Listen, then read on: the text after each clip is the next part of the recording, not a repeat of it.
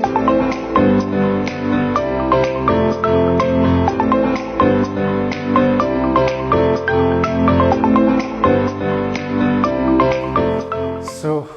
to online class organized by Sangyukta Madhyamik Shikshak Kalyan Sangathan along with GTA Headmasters Association and sponsored by KTB and Money Trust. So, हामीले physical science ma last time we did thermal phenomena. The thermal phenomena kai yo continuation chapter ho. So, thermal phenomena ma first we did expansion of solid, and then after that in the second class I did expansion of liquid and expansion of gases, and this is the last topic of the thermal phenomena, thermal conduction. So, according to your syllabus, you have examples of thermal conduction from everyday experience. Day to day life sanga hamro jati pani thermal expansion related huncha. You know that our science is related to our day-to-day activities. हाम्रो दैनिक जीवनमा जति पनि कुराहरू हुन्छ ती सबैमा science हुन्छ र यो थर्मल एक्सपान्सन पनि हामी वरिपरि हेर्नु हो भनेदेखि we'll get plenty of examples of thermal conduction. Example, I have given this example. If one end of a metal wire be held with hand and its free end is kept at a candle flame, then after some time we will feel hot. So, you metal wire, you may take thick copper wire or iron wire, any metal wire, you can take any metal wire, hold the free end, hold the one end with your hand and place the other end near a flame of a Bunsen burner, or you may take a candle, burning candle, and you will find after some time your hand will feel hot. तिम्रो हातमा तातो हुन्छ. यो चाहिँ के कारणले भन्दाखेरि यो जब यो वायरको यो छेउ तातिन्छ, यो छेउ तातेको बाट चाहिँ the heat is transferred from the hot part of the wire to the cold part. यहाँ त चिसो छ नि, यता हिट ट्रान्सफर भएर जान्छ. यसलाई नै हामी थर्मल कन्डक्सन भन्छौं. थर्मल कन्डक्सन भनेको के रहेछ? एक्चुअली हिट ट्रान्सफर हुनु. जस्तो यहाँनिर मेरोमा एउटा मेटल वायर छ अरे. Suppose this is metal rod, यो वुडन हैन, मेटल रड छ अरे, या मेटल एउटा स्ट्रिप छ अरे, र मैले यो एन्डलाई चाहिँ छुए अनि अर्को एन्डलाई चाहिँ तिमीले आगोको छेउमा या तातोको छेउमा राख्यो भने बिस्तारैसँग यो तिम्रो हातसम्म तातो आइपुग्छ. भन्नु मतलब यो जुन चाहिँ तातो चाहिँ it will be transferred from the hotter part to the colder part. This is called thermal conduction. Now you can take another example. So, if you take a piece of iron and a piece of wood, and if you left in the sun for some time, एउटा कुनै छोटो एउटा आइरनको piece र एउटा त्यत्रै छोटो तिमीले एउटा काठको पिस लियो अरे अनि बाहिर घाममा एकछिनसम्म राख्दियो भनेदेखि के हुन्छ भनेदेखि the iron will be hotter than the wood. If you touch them, एक एकवटा गर्दै तिमीले छुयो भनेदेखि फलाम चाहिँ तिमीले तातो पाउँछौ, त्यो वुड चाहिँ तातिएको हुँदैन. This means that iron is a good conductor of heat and wood is a bad conductor of heat. अब conductorमा पनि धेरै प्रकारको हुन्छ. Some are good conductors, some are poor conductor of heat. यसमा मेटल्सहरु चाहिँ generally metals are good conductors of heat. So iron is a metal. आइरनमा चाहिँ hit छिटो conduct भयो, त्यसले गर्दा you will feel hot when you touch the piece of iron.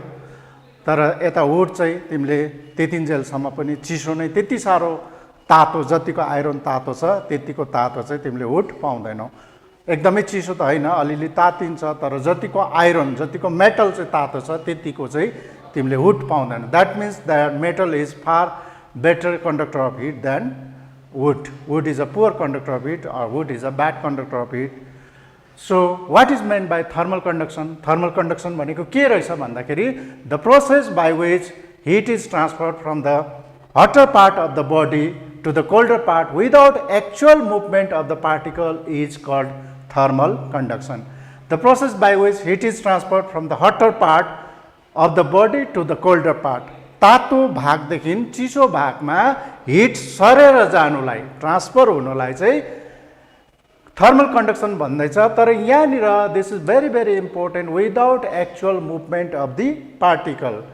Without actual movement of the particle भन्दै चाहिँ without actual movement of the particle भनेको जस्तो यहाँनिर मेरो एउटा कुनै मेटल कन्डक्टर छ अरे, अब यो हिट चाहिँ यहाँनिर सरेर पुग्छ, तर यहाँभित्र भएको पार्टिकलहरू सर्दैन। के हुन्छ भने थर्मल कन्डक्सनमा चाहिँ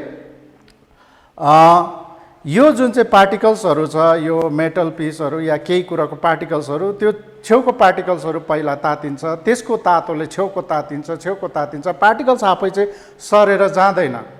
जबकि लिक्विड र ग्यासेसमा चाहिँ त्यस्तो हुँदैन। लिक्विड र ग्यासेसमा चाहिँ पार्टिकल्सहरू तातो भएर सरेर जान्छ अनि चिसो आउँछ, त्यहाँ तातिन्छ, फेरि जान्छ, त्यस्तो हुँदैन।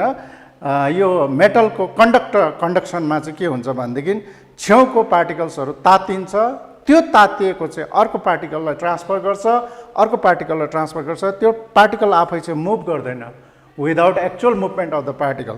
त्यसरी हिट चाहिँ एक ठाउँदेखि अर्को ठाउँ सरेर जान्छ। This is called thermal conduction. र यो बाहेक पनि तिमीहरूले थुप्रै चिजहरू, होइन, तिमीहरूले एउटा भाँडामा तातो पानी हाल्यो भनेदेखि एकछिन बादमा त्यो भाँडा यसो छाम्दाखेरि तातो हुन्छ। सो यहाँ पनि थर्मल कन्डक्सन, भाँडामा हिट ट्रान्सफर भयो, होइन, यो पनि एउटा थर्मल कन्डक्सन हो। So you will get plenty of example of thermal conduction from your day to day experience. अनि यही नै तिमीहरूको सिलेबसमा कतिवटा क्वेसन्सहरू सोध्नु सक्छ।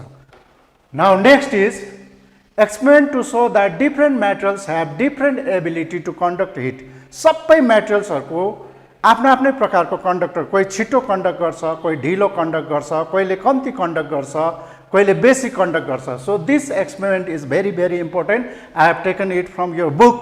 र तिमीहरूको बुकबाट नै मैले लिएको हो, यो तिमीहरूले बुझोस् भनेर। र यहाँनिर के छ भनेदेखि this is called Ingenhousz experiment भन्छ यसलाई। So in this experiment 4 metallic rods of different materials but having the same length and cross section area are taken and these rods are coated uniformly with layer of wax. यहाँनिर तिमीहरूले रडहरू देख्दैछौ, different मेटल्सहरू जस्तो लिडको rod, आइरनको rod, कपरको rod, एल्युमिनियमको रडहरू, र एउटै खालको गोलाइ भएको, एउटै खालको क्रस सेक्सन भएको, एउटै खालको मोटाइ भएको अनि सेम लेन्थ भएको रडहरू लियो। र लिएर चाहिँ के गर्यो भने through corks these rods are inserted in the holes of one side of a top containing boiling water. यो बोइलिङ वाटर भएको टपमा चाहिँ तिमीहरूले ककको सहायताले यसलाई भित्र हालिदियो। र एउटा कुरा चाहिँ याद गर्नु, यो जुन चाहिँ रड छ यसलाई चाहिँ तिमीहरूले व्याक्सले कोटिङ गरेको छ है, ममले कोटिङ गरेको छ, युनिफर्मली ममले कोटिङ। सबै रडहरूलाई, लेडको पनि, आइरनको पनि, कपरको पनि, एल्युमिनियमको पनि, यो यसलाई चाहिँ तिमीहरूले ममले अथवा व्याक्सले कोटिङ गरेको छ। र कोटिङ गरेर चाहिँ तिमीहरूले यो बोइलिङ वाटरको ट्रपमा हालिदेऊ, सबैलाई बराबरी हालिदेऊ, यो ककको सहायताले हालिदेऊ। यो रडहरू हालेको छ। र के देख्छ त अब्जर्भेसन भन्दाखेरि after some time it is observe that wax has melted to different distances along the different metallic rods indicating difference in their thermal conductivities. अब यहाँनिर के देख्छौ भनेदेखि तिमीहरू यो जुन चाहिँ मेटल्सहरू छ, यो मेटल्सहरूमा कसैको बेसी मेल्ट भएको देख्छौ, कसैको कम्ती मेल्ट भएको देख्छौ, कसैको एकदमै कम्ती मेल्ट भएको देख्छौ, कसैको एकदमै बेसी मेल्ट भएको देख्छौ। र यहाँनिर तिनीहरूको थर्मल कन्डक्टिभिटी चाहिँ डिफ्रेन्ट हुन्छ भनेर जुन चाहिँ हामीले एक्सपेरिमेन्टले देखाउन चाहेको थियो। डिफ्रेन्ट मेटल्सहरूको डिफ्रेन्ट थर्मल कन्डक्टिभिटी हुन्छ, जसको चाहिँ सबसे बेसी मेल्ट भयो, सबसे बेसी लेन्थ चाहिँ मेल्ट भयो यो तातोको कारणले गर्दाखेरि। Obviously due to the heat from the boiling water the rod will be heated, होइन, the heat will be transferred from the boiling water to the रडमा जान्छ हिट, अनि त्यो रड तातिन्छ। तातेको कारणले गर्दाखेरि के हुन्छ भने the heat will be transfer to the व्याक्समा, मममा ट्रान्सफर हुन्छ, किनभने त्यो रडको वरिपरि त ममले कोटिङ गरेको छ नि त। र मम जब तातिन्छ तिमीहरू जान्दछौ त्यो बिल्लिनु थाल्छ। र यहाँनिर हेर्नु हो भनेदेखि सबैमा बराबरी हामीले व्याक्स कोटिङ गरेको छ। तर यहाँनिर कतिवटा मेटल्सहरूमा चाहिँ बेसी बिल्लेको पाउँछौ, कतिवटा मेटल्सहरूमा चाहिँ कम्ती, र सबैको बराबरी कहिले पनि पाउँदैनौ तिमीहरूले। यहाँनिर कोही बेसी मात्रामा बिल्लेको, कोही अलिकति कम्ती, कोही धेरै नै कम्ती। यो प्रकारले यो चारवटा यो एक्सपेरिमेन्टमा लेड, आइरन, कपर, एल्युमिनियम लिएको छ। यसमा पनि तिमीहरूले कसैको बेसी कसैको कम्ती व्याक्स मेल्ट भएको पाउँछ। र यसले चाहिँ के देखाउँछ भनेदेखि different metals have different thermal conductivities. लेडको, आइरनको, कपरको, एल्युमिनियमको यिनीहरूको आफ्नो आफ्नै थर्मल कन्डक्टिभिटिजहरू छ। कसैले बेसी कन्डक्ट गर्छ, कसैको कन्डक्सन चाहिँ के हुन्छ, कम्ती हुन्छ किनभने यहाँनिर बोइलिङ वाटर त सेम टेम्परेचर हो त्यसले गर्दाखेरि यो सेम हिट कन्डक्ट भएको हो नि त आइरनहरुमा यो जुन चाहिँ आइरन रड छ तर के हुन्छ भने त्यो त्यति नै हिट कन्डक्ट भएको भएर पनि कसैको कन्डक्सन बेसी भएको थर्मल कन्डक्टिभिटी बेसी भएको कसैको कम्ती भएकोले गर्दाखेरि कसै चाहिँ एकदमै बेसी तातेको कारणले गर्दा बेसी मम बिलिन्छ कसै चाहिँ कम्ती बिलिन्छ so this experiment proves that heat is conducted through the rods for which coating of wax melts as the thermal conductivities of different materials are different wax has melted to different distances along the length of the rod in which wax melts to the longest distance has the greatest thermal conductivity अब यो जुन चाहिँ रडमा उयो भयो hit conduct भयो त्यो रडमा heat conduct हुँदाखेरि वेक्स मेल्ट भयो अनि वेक्स मेल्ट हुँदाखेरि सबैको समान रूपमा वेक्स मेल्ट भएन डिफ्रेन्ट क्वान्टिटिजमा वेक्स मेल्ट भयो डिफ्रेन्ट लेन्थमा वेक्स मेल्ट भयो अनि जसको चाहिँ सबसे बेसी भयो त्यसको चाहिँ greatest thermal conductivity so this experiment proves that different metals have different ability to conduct heat that means तिनीहरूको थर्मल कन्डक्टिभिटी चाहिँ डिफ्रेन्ट हुन्छ सबै मेटलको एउटै थर्मल कन्डक्टिभिटी हुँदैन Now next is according to your syllabus this is dependence of heat current on temperature difference length and cross section area dependence of heat current on temperature difference length and cross section area यो तीनैवटा कुरामा hit जुन चाहिँ छ quantity of heat त्यो चाहिँ temperature difference माथि कसरी depend गर्दा रहेछ लेन्थ माथि कसरी डिपेन्ड गर्छ अनि क्रस सेक्सन एरिया माथि कसरी डिपेन्ड गर्छ यो एकपल्ट राम्ररी बुझ्नु हो भनेदेखि तिमीहरूले सजिलैसित बुझिहाल्छ हामीले let a block of conducting material iron or copper कुनै एउटा कन्डक्टिङ मेटेरियलको यो खालको ब्लक लियो अरे हामीले whose area of cross section is A यो जुन चाहिँ यसको एरिया अफ क्रस सेक्सन यो ए यता पनि ए समान रूपको लियो अरे एउटा बक्सा जस्तो सेपको तिमीहरूले लियो र त्यो चाहिँ सलिड मेटल लिनु पर्यो तिमीहरूले भित्र हल्लो मेटल हैन you have to take solid metal र सलिड मेटल यसको पनि area of cross section A छ यता पनि area of cross section A छ यो लियो अनि यसको थिकनेस चाहिँ suppose the thickness is x यसको जुन चाहिँ मोटाइ छ यो चाहिँ एक्स यो area of cross section A भयो है area of cross section A यता पनि ए अनि यसको थिकनेस जुन चाहिँ मोटाइ छ यो चाहिँ तिमीहरूले एक्स लियो अरे x may be 10 centimetre 12 centimetre or 1 meter so let the opposite faces of the block are at temperature θ1 and θ2 respectively अब यो चाहिँ तातो छ अरे यो θ1 टेम्परेचरमा छ अरे यो θ2 टेम्परेचरमा छ अरे suppose that flows such that θ1 is hotter than θ2 भनेको चाहिँ यो यसको टेम्परेचर यो जुन चाहिँ फेस छ यसको टेम्परेचर चाहिँ θ1 जुन चाहिँ छ यो चाहिँ बेसी छ तातो छ यो चाहिँ चिसो छ अरे यसको टेम्परेचर θ2 भएको चाहिँ चिसो छ अरे भन्नु मतलब यतापट्टिको फेस जुन चाहिँ छ यो चाहिँ तातो छ यतापट्टिको फेस चाहिँ के हुन्छ चिसो छ सो अब अभियसली के हुन्छ भनेदेखि यो त हिट त ट्रान्सफर हुन्छ यो तातोबाट चिसो भएको पट्टि जान्छ यो देखाइदिएकै छ Q heat so then the current of heat Q, then the amount of heat Q that flows from the hotter phase to the colder phase during steady state. Steady state मा अब यो जुन चाहिँ हिट फ्लो हुँदैछ यो hit flow चाहिँ कसरी हुन्छ त के माथि डिपेन्ड गर्दछ यो अब अभियसली यो एउटा थर्मल कन्डक्सनमा तिमीहरू जान्दछौ तातोबाट चिसो भएको परि जहिले पनि हिट ट्रान्सफर हुन्छ यो फेस चाहिँ तिमीहरूले यो ब्लकको यो फेस चाहिँ θ1 जुन चाहिँ छ टेम्परेचर यो चाहिँ बेसी टेम्परेचरमा छ say this is at 60 degree Celsius छ अरे अनि यो θ2 चाहिँ कम्ती टेम्परेचरमा छ say this is 10 degree Celsius छ अरे अभियसली θ1 टु θ2 हिट ट्रान्सफर हुन्छ किनभनेदेखि यो ट्रान्सफर अफ हिटमा याद गर्नु heat will always flows from higher temperature to the from a body of higher temperature to the body of lower temperature जस्तो कि पानी जुन चाहिँ छ त्यो वाटर पनि हायर लेभल टु लोवर लेभलमा जान्छ त्यस्तै प्रकारले हिट पनि हायर टेम्परेचर भएकोदेखि लोवर टेम्परेचर भएकोतिर जान्छ अनि जबसम्म त्यो बराबर दुईटैको टेम्परेचर हुँदैन तबसम्म हिट फ्लो भइ नै रहन्छ त्यसलाई चाहिँ हामी स्टेडी स्टेट भन्छौँ र स्टेडी स्टेटमा हिट कति फ्लो त भयो के माथि डिपेन्ड गर्यो भन्दाखेरि यो फेसबाट यो फेसमा हिट गएको जुन चाहिँ क्यू छ यो क्यू चाहिँ के माथि डिपेन्ड गर्छ भन्दाखेरि directly proportional to the area of cross section Q directly proportional to area of cross section भन्दैछ यो एरिया अफ क्रस सेक्सनमाथि डाइरेक्टली प्रोपोर्सनल छ। डाइरेक्ट प्रोपोर्सनल भनेको मतलब डाइरेक्ट रिलेसन हो। भन्नु मतलब एरिया बेसी भयो भनेदेखि flow of heat amount of heat पनि ज्यादा हुन्छ, एरिया कम्ती भयो भने एमाउन्ट अफ हिट पनि के हुन्छ कम्ती हुन्छ। डाइरेक्ट प्रोपोर्सन भनेको चाहिँ एउटा बढ्दाखेरि अर्को पनि बढ्छ, एउटा घट्दाखेरि अर्को पनि घट्छ भने this is called direct proportion. So amount of heat जुन चाहिँ यो फेसबाट यो फेसमा जाँदैछ स्टेडी स्टेटमा यो चाहिँ directly proportional to area of cross section. अब number 2 directly proportional to the difference of temperature Q directly proportional to θ1 minus θ2। Obviously यो θ1 बेसी हो, त्यसले θ2 कम्ती हो, त्यसले गर्दा difference of temperature will be θ1 minus θ2। So त्यो माथि पनि प्रोपोर्सनल हुन्छ एमाउन्ट अफ हिट जुन चाहिँ ट्रान्सफर हुँदैछ त्यो चाहिँ θ1 θ2 माथि पनि डिपेन्ड गर्छ अथवा प्रोपोर्सनल हुन्छ। डाइरेक्टली प्रोपोर्सनल भन्नु मतलब डिफरेन्स अफ टेम्परेचर जति कम्ती भयो एमाउन्ट अफ हिट पनि कम्ती हुन्छ, डिफरेन्स अफ टेम्परेचर जति बेसी भयो त्यति नै एमाउन्ट अफ हिट पनि बेसी फ्लो हुन्छ।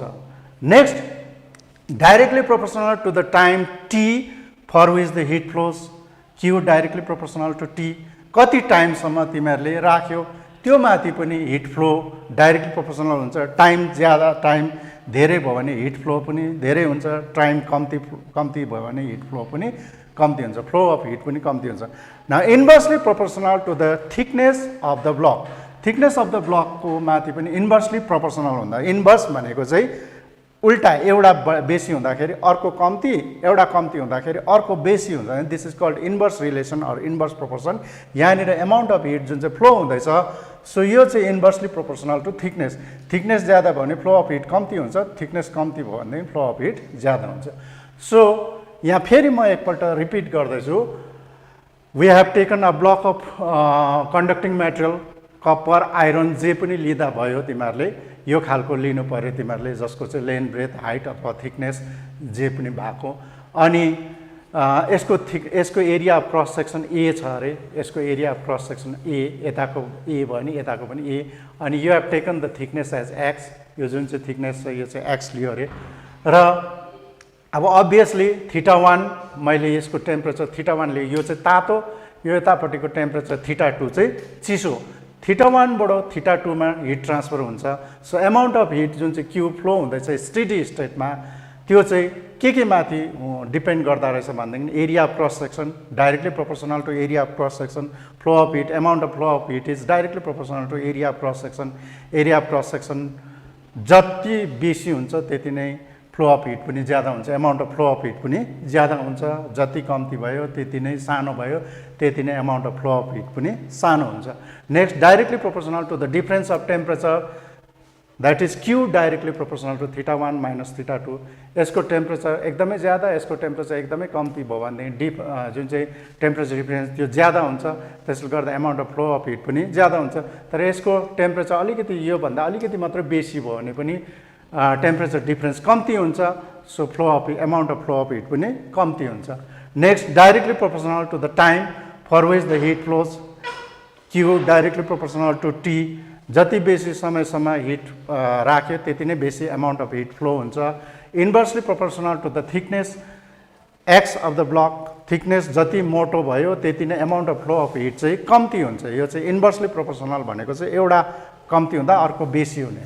थिकनेस ज्यादा भयो भनेदेखि amount of flow of hit कम्ती हुन्छ, थिकनेस कम्ती भयो भनेदेखि amount of flow of hit ज्यादा हुन्छ।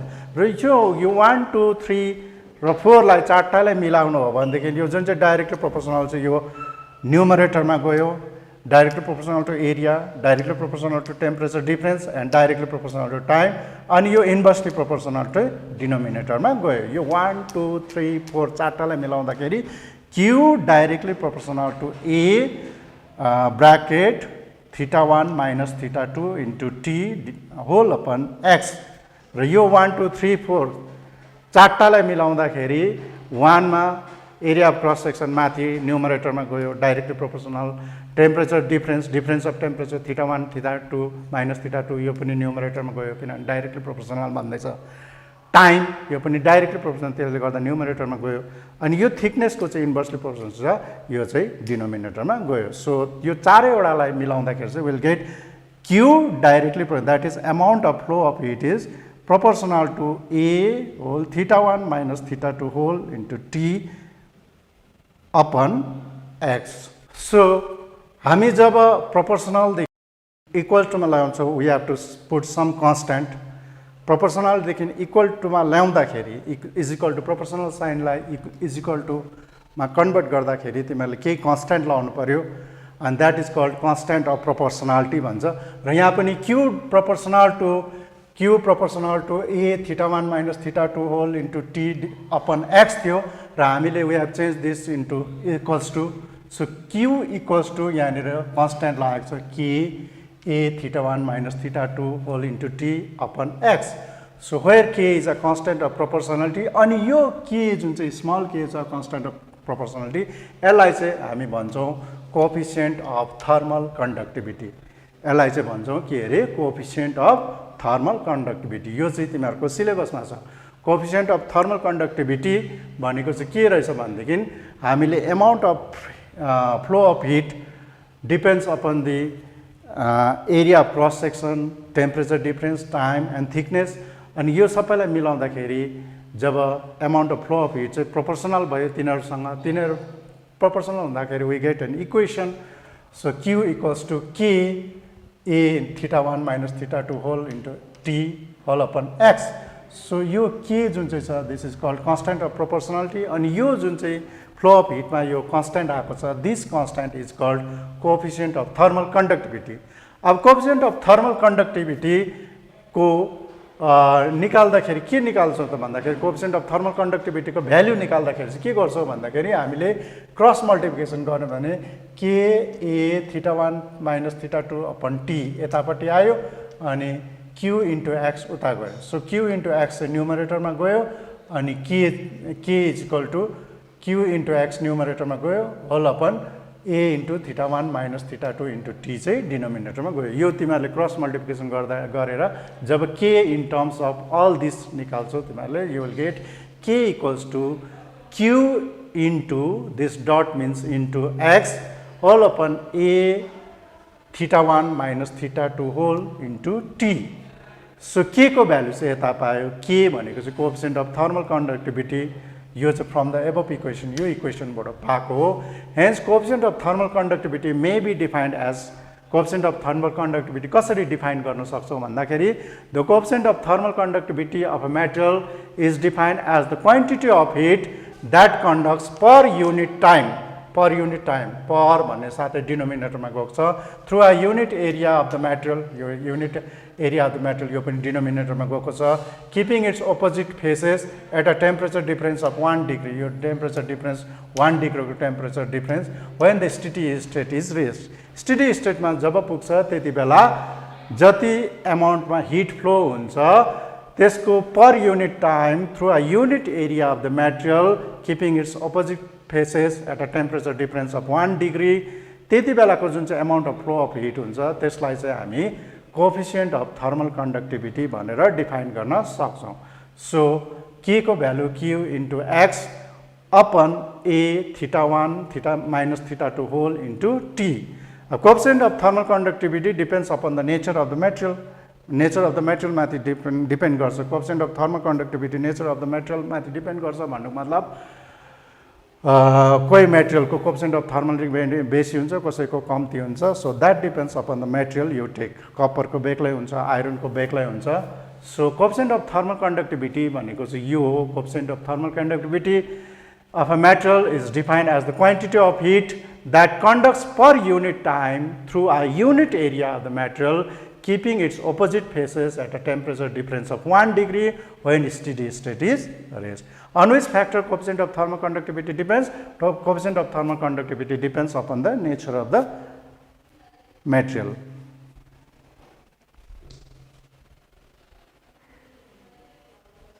अब यहाँनिर how will get the unit of coefficient of thermal conductivity? Coefficient of thermal conductivity को युनिट कसरी पाउँछौ त? यो सबै तिमीहरुले पढ्दैन, तर यो कसरी पाएको भन्ने मैले देखाइदिरहेको छु. Coefficient of thermal conductivity k को भ्यालु अघि पायो q into x whole upon q into x upon a into theta 1 minus theta 2 into s. s भनेको time.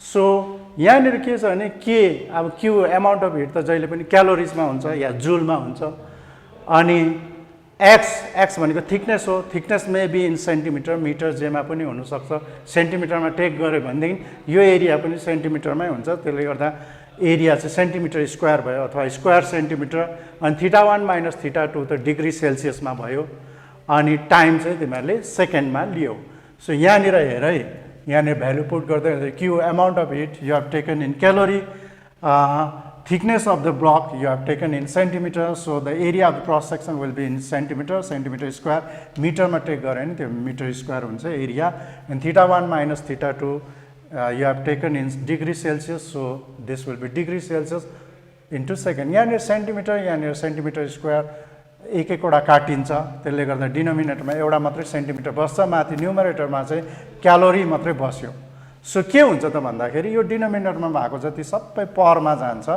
So calories per second per centimetre per degree Celsius किनभने डिनोमिनेटरमा चाहिँ centimetre degree Celsius second बस्यो नि त त्यसले गर्दा यो पर स्ल्यास जुन चाहिँ छ यो चाहिँ पर अरू यसलाई इन्भर्समा लेख्दाखेरि हामीले यसरी लेख्छौँ क्यालोरिज पर सेकेन्डलाई सेकेन्ड इन्भर्स लेख्छौँ अथवा सेकेन्ड यहाँनिर -1 गरेको चाहिँ इन्भर्स हो centimetre inverse degree Celsius inverse so यसरी हामीले युनिट अफ थर्मल कन्डक्टिभिटी पाउँछौँ अब सिजिएस युनिटमा त पाइहाल्यो हामीले calorie per second per centimetre per degree Celsius पढ्दा पनि हुन्छ अथवा यसलाई calorie second inverse centimetre inverse degree Celsius inverse पढ्दा पनि भयो अनि SI unit of K is अब एसआईमा तिमीहरूले एसआईको युनिट अफ हिट वा जुल हो जुल पर सेकेन्ड पर किनभने यहाँनिर जुन चाहिँ थिकनेस छ यो त मिटरमा लिनु पऱ्यो एसआई युनिट अफ लिन त मिटर हो सो मिटर इन्भर्स अनि टेम्परेचर पनि केल्भिन लिनु पऱ्यो केल्भिनमा डिग्री लाग्दैन सो केल्भिन लिनु पऱ्यो त्यसले गर्दा joules per second per metre per kelvin अथवा joules second inverse metre inverse kelvin inverse यो चाहिँ एसआई युनिट हो अब जुल्स पर सेकेन्ड अथवा जुल्स सेकेन्ड इन्भर्स भनेको त वाट हो हैन 1 जुल पर सेकेन्ड भनेको वाट हो सो यसलाई मैले वाट लेखेँ भने so SI unit of K will be watt metre inverse K inverse किनभने जे एस इन्भर्सलाई चाहिँ हामीले this equals to 1 watt so W लियो W means watt so SI unit of K is more conveniently चाहिँ हामीले SI unit चाहिँ यो लिन्छौँ W metre inverse K inverse र यहाँ फेरि एकपल्ट बुझाउँदैछ तिमीहरूले K coefficient of thermal conductivity Q into x भयो upon A into θ1 minus θ2 into A time यहाँनिर क्यू क्यालोरिज भयो त्यहाँदेखि एक्स थिकनेस सेन्टिमिटर यहाँ area of cross section centimetre square θ1 minus θ2 degree Celsius second यो सेन्टिमिटर सेन्टिमिटर काटिदियो तिमीले so सबै डिनोमिनेटरमा गयो खालि क्यालोरिज मात्रै माथि बस्यो सो क्यालोरिज डिनोमिनेटरमा गएको सबै पर second per centimetre per degree Celsius अनि यसलाई परलाई डिनोमिनेटरमा भएकोलाई माथि न्युमरेटरमा लाग्दाखेरि -1 पावर लाग्छ that is called inverse power calories per second per centimetre per degree Celsius SI युनिटमा अनि सरी सिजिएस युनिटमा चाहिँ calorie per second per centimetre per degree Celsius अनि एसआई युनिटमा चाहिँ watt metre inverse kelvin inverse अब यहाँनिर अघि नै भनिहाल्यो अघि coefficient of thermal conductivity of different materials यो coefficient of thermal conductivity depends upon the nature of the materials भनेर भनेको छ नेचर अफ द मेटेरियल कोही मेटेरियलको बेसी हुन्छ कोही मेटेरियलको कम्ती हुन्छ सो यो सबै तिमीहरूको सिलेबसमा छ यो याद गर्नुपर्छ tables for conductivity thermal conductivity of different materials coefficient of thermal conductivity हेर सिल्भरको यो सबै एसआई युनिटमा चाहिँ 406 watt metre inverse kelvin inverse कप्परको 385 watt metre inverse kelvin inverse aluminium 205 watt per metre per kelvin ब्रासको 109 watt per metre per kelvin कङ्क्रिटको 0.8 watt per metre per kelvin फेल्टको 0.04 watt per metre per kelvin ग्लासको 0.8 वुडको 0.04 to 0.12 सम्म हुँदो रहेछ वुडको वाटर 0.8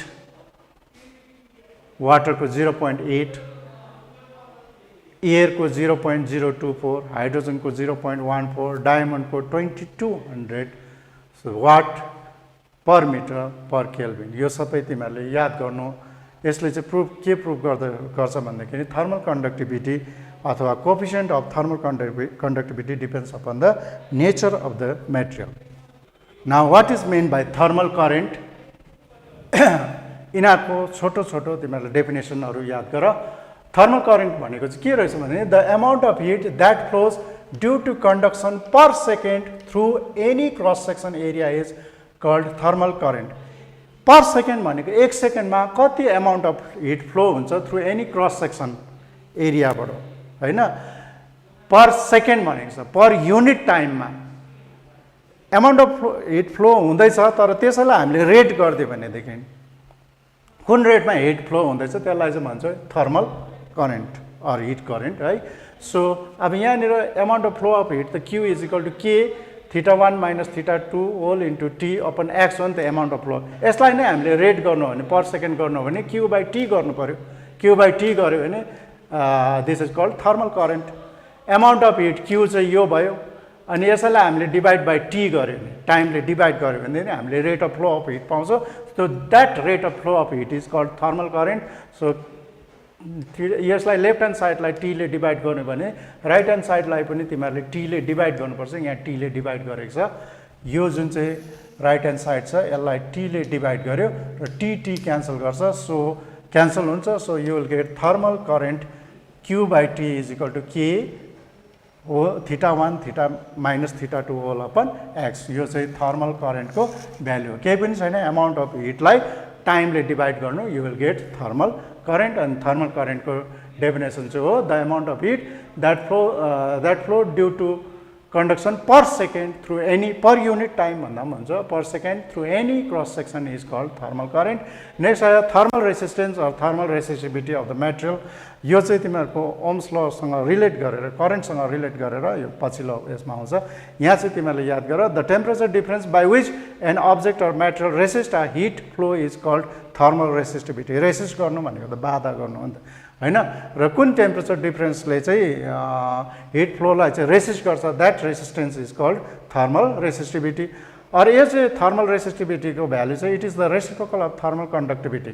थर्मल कन्डक्टिभिटी के भयो त्यसको रेसिप्रोकल 1/k अनि 1/k is called thermal resistance or thermal resistivity. और definition is the temperature difference by which an object or material resist a heat flow is called thermal resistivity. So we have finished the thermal conductivity, the entire chapter of thermal phenomenon. So यो च्याप्टरबाट एक दुईवटा यो टपिकबाट एक दुईवटा क्वेसन्सहरू हेरौँ. Thermal कन्डक्टिभिटीको यो एक दुईवटा क्वेसन्सहरू. Last question, what is the SI unit of coefficient of thermal conductivity? अघि नै भनिहालेँ, watt, second inverse, metre inverse, kelvin inverse. Write down the value of coefficient of thermal conductivity of diamond. डायमन्डको thermal conductivity 2200 हो. Define coefficient of thermal conductivity अहिले मैले definition भनिहालेँ. Prove by an experiment that different materials have different conductivities. त्यो जुन चाहिँ व्याक्सको experiment छ, rod र व्याक्सको, त्यो एक्सपेरिमेन्ट दिनु पऱ्यो तिमीहरूले. डिफाइन कन्डक्सन अफ हिट, यो डेफिनेसन अघि मैले बताइदिइसकेको छु. Mention the factor on which amount of heat that flows from the hotter to the colder face of a conductor depends. के माथि डिपेन्ड गर्दा रहेछ? हामीले area of the cross section माथि डिपेन्ड गर्यो, टेम्परेचर डिफरेन्स माथि डिपेन्ड गर्यो, thickness माथि डिपेन्ड गर्यो, टाइम माथि डिपेन्ड गर्यो. So what is thermal current? यो डेफिनेसन अघि मैले बताइदिइसकेँ. अनि what is thermal resistivity? So this finishes the last topic of the thermal phenomenon. र नेक्स्ट टाइम चाहिँ हामी यो च्याप्टर 4 सकिसकेको छौँ थर्मल फेनोमेननको. र नेक्स्ट टाइम हामी नेक्स्ट च्याप्टरमा जान्छौँ. Thank you very much. र नानीहरू, आज म तिमीहरूलाई नेपाली व्याकरणबाटै पढाउँदैछु. र 2020 सालको नेपाली व्याकरण तिमीहरूलाई एमसिक्यूमा 1 गुणा 17 मार्क्सको व्याकरणबाट धेरै प्रश्नहरू आउँदो रहेछ. र समास, वाच्य, वाक्य, सन्धि यी चाहिँ तिमीहरूले एकदमै राम्रो प्रकारले घरमा पढ्नेछौ भनेर मलाई आशा छ. र मैले जति यहाँनिर गरिदिएको छु एक दुईवटा तिमीहरूको ग्रामर बुकमा पनि छ, तर म तिमीहरूलाई जुन दिएको छ त्यसको साथसाथै उदाहरणहरू र त्यसको परिभाषा पनि म बताउने कोसिस गरिरहेको छु. र यहाँ ग्रामर मात्रै मैले गरिदिएको छु. नम्बर 1 मा छ यहाँनिर तिमीहरूको क्वेसन्समा चाहिँ छ यो 1.10 10 मा छ कर्मकारक र सम्पादन कारकको चिन्ह कुन हो भनेर यहाँनिर भनेको छ। अस्ति नै मैले यो फर्स्टमै लेखेको कारण के छ भने अस्ति मैले कर्मको सम्पादन कारक र करण कारकको जुन प्रकारले मैले भनेको थिएँ त्यस्तै प्रकारले यहाँनिर आज छ कर्म कारक र सम्पादन कारकको चिन्ह कुन हो भनेर यहाँ तिमीहरूलाई क्वेसन्समा चाहिँ दिएको रहेछ। कमा छ ले लाई, खमा छ देखिको, गमा छ लाई, घमा छ ले छ यहाँनिर। र कर्म कारक र सम्पादन कारकको चिन्ह चाहिँ यहाँनिर भयो तिमीहरूको कर्ताले कर्मलाई, यो के हो कर्ताले भयो कर्मलाई। र यहाँनिर छ तिमीहरूको दुईटा अप्सन दिएको छ, दुईटा छ लाई र ग को चाहिँ तिमीहरूको एन्सर हुन्छ यो ग यहाँनिर त्यहाँ छ, त्यहाँ त्यसलाई राइट गर्नु। अनि छात्रहरू पाठशालामा पढ्छन् यहाँनिर छ अब यो मा, छात्राहरू पाठशालामा पढ्छन् मा कुन चिन्ह हो त्यो पनि कारकबाटै आएको छ।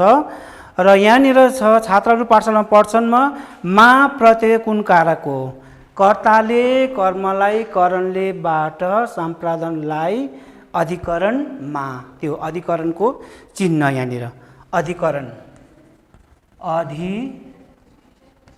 छ, अधिकरणको चिन्ह चाहिँ छ यो मा।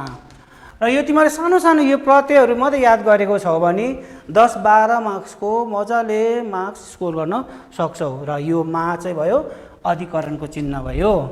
अर्को रहेछ यहाँनिर कर्मवाच्यका सही उदाहरण छनौट गर। यो कर्मवाच्य भाववाच्य परिभाषा पनि लेख्नु आएको छ यहाँनिर र यसको उदाहरण पनि यहाँनिर दिएको छ। र त्यसले गर्दाखेरि वाच्य पनि तिमीहरूको एकदमै इम्पोर्टेन्स रहेछ। तर वाच्यको तिमीहरूको जुन त्यो नेपाली किताब छ त्यसमा चाहिँ सिलेबसभित्र चाहिँ वाच्यको चाहिँ छैन, तर वाच्यबाट चाहिँ पुरा प्रश्नहरू आएको रहेछ। यसरी कर्मवाच्यको सही उदाहरण छनौट गरेर लेख। र कर्मवाच्यको उदाहरण मात्रै दिन मैले यहाँ परिभाषा पनि लेखिदिएको छु। जुन वाक्यमा कर्म प्रधान रहन्छ, कर्म काम गरेको बुझिन्छ, जुन वाक्यमा कर्म प्रधान रहन्छ त्यसलाई कर्मवाच्य भनिन्छ। यहाँ 4टा उदाहरण दिएको छ। कमा छ म किताब हेर्छु,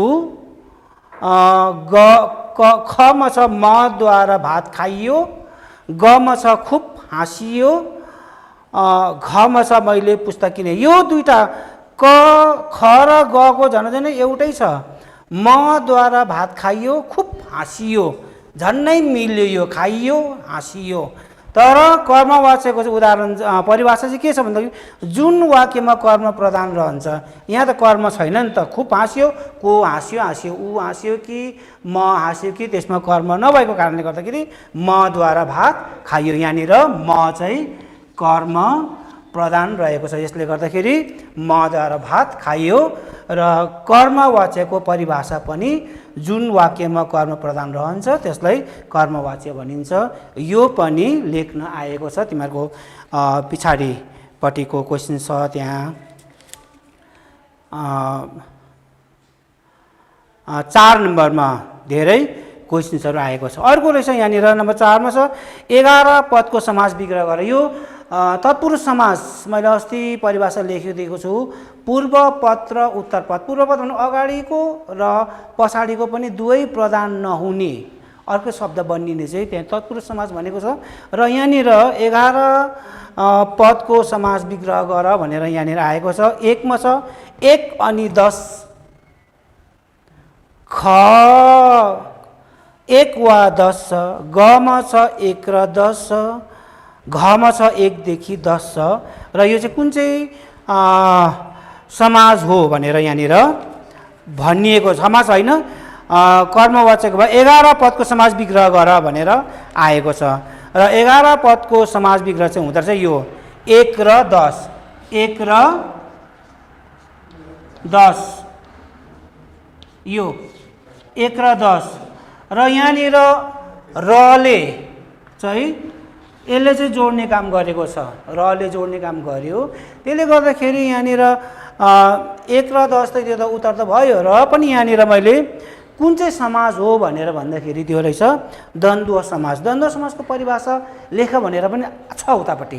द्वन्द्व समास के रहेछ भन्दाखेरि छोटो छ यहाँनिर र वा पनि संयोजक अव्यय लोप भएर बनिने शब्द र वा अनि यस्तो संयोजक अव्ययहरू चाहिँ लोप भएर बनिने शब्द 1 र 10 11 1 र 10 के भयो 11 यो 11 बनियो समाजको नाम रहेछ द्वन्द्व समासको परिभाषा लेख भनेर भन्यो भने चाहिँ र वा पनि संयोजक शब्द लोप भएर बनिएको शब्द चाहिँ हो द्वन्द्व समास।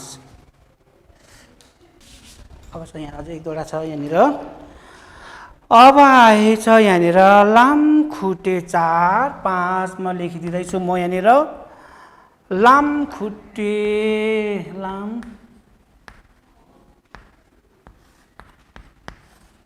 लामखुट्टे कुन समाजको उदाहरण हो लामखुट्टे कुन समाजको उदाहरण हो लामखुट्टे कुन समाजको उदाहरण हो भनेको छ यहाँनिर अब आयो लामखुट्टे अब यहाँनिर समाजको नामहरू दिएको छ लामखुट्टेको समाज विग्रह म गरिदिन्छु त्यहाँनिर यस्तो हुन्छ लामो जोक खुट्टा भएको लामखुट्टे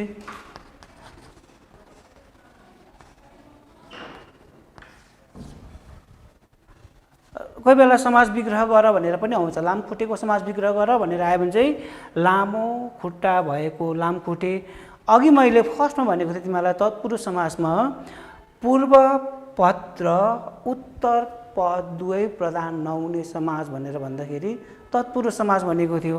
अब हुनसक्छ यहाँनिर लामखुट्टे कुन समाजको उदाहरण हो भनेर भनेको छ त्यहाँनिर लामखुट्टे चाहिँ भएछ त्यहाँनिर लामखुट्टे कुन समाजको उदाहरण हो लामो खुट्टा भएको लामखुट्टे र यो चाहिँ रहेछ समाजको चाहिँ नाम रहेछ बहुब्री समाज रहेछ है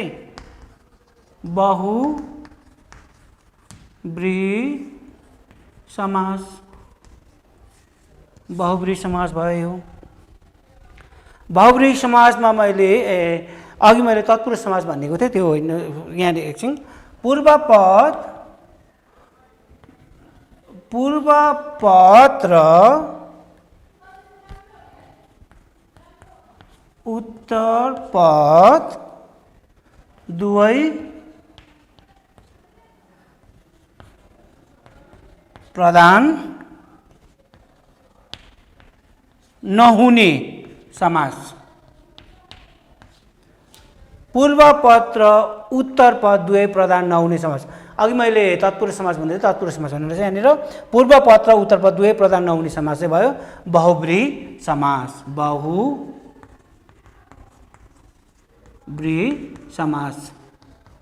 बहुब्री समास र यहाँनिर कसरी चाहिँ पूर्व पद र उत्तर पद दुवै प्रधान भएन भन्दाखेरि लामो जो खुट्टा भएको लामखुट्टेमा यहाँनिर यो पनि प्रधान छैन त्यहाँनिर लामो आएन खुट्टा पनि छैन यहाँनिर लामखुट्टे पूर्व पद र उत्तर पद दुवै प्रधान नहुने समास बहुब्री समास र यो बहुब्री समासको किन उदाहरण दिए भन्दाखेरि बहुब्री समासको परिभाषा लेख र त्यसको उदाहरण पनि देऊ भनेर पनि त्यो पनि आएको छ र यहाँ बहुब्री समास यो भयो। अर्को रहेछ अब छन्दबाट पनि अस्ति मैले तिमीहरूलाई धेरै छन्दहरू पढाइसकेको छु छन्दको उदाहरणहरूबाट पनि पुरा प्रश्नहरू आएको छ। अब रहेछ यहाँनिर 5 6 मा म लेखिदिन्छु यहाँनिर म खाऊँ मै लाऊँ सुख सयाल वा मौज म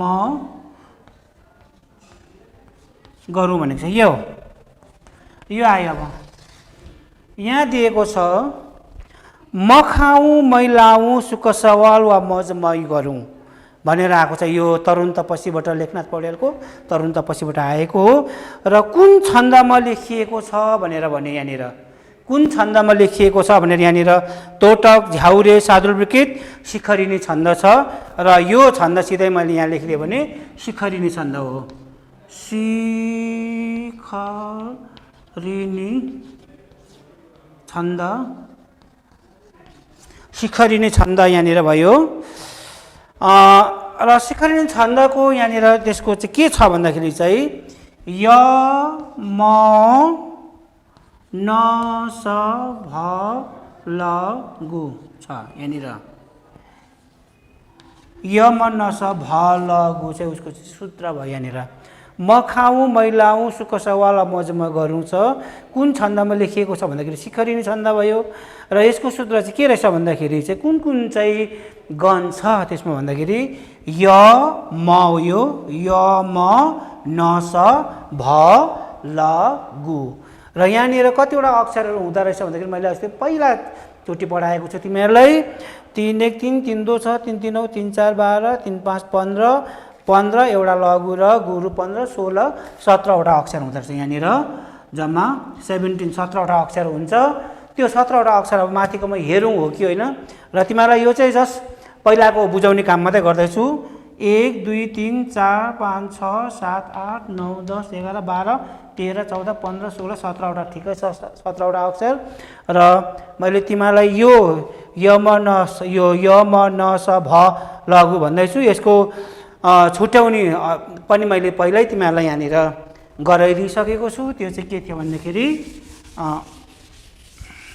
यहाँनिर यो थियो य मा ता य मा ता रा ज भा न स ल गम छ। यो यसरी मैले बताइदिइसकेको छु।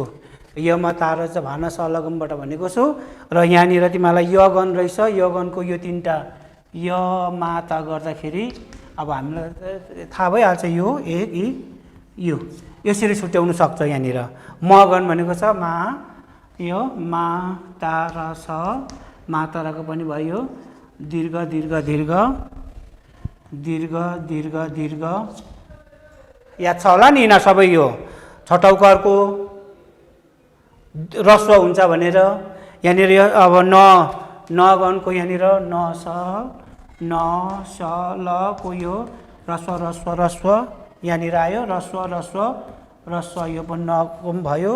अब स भनेको छ स ल गम, स ल गम छ।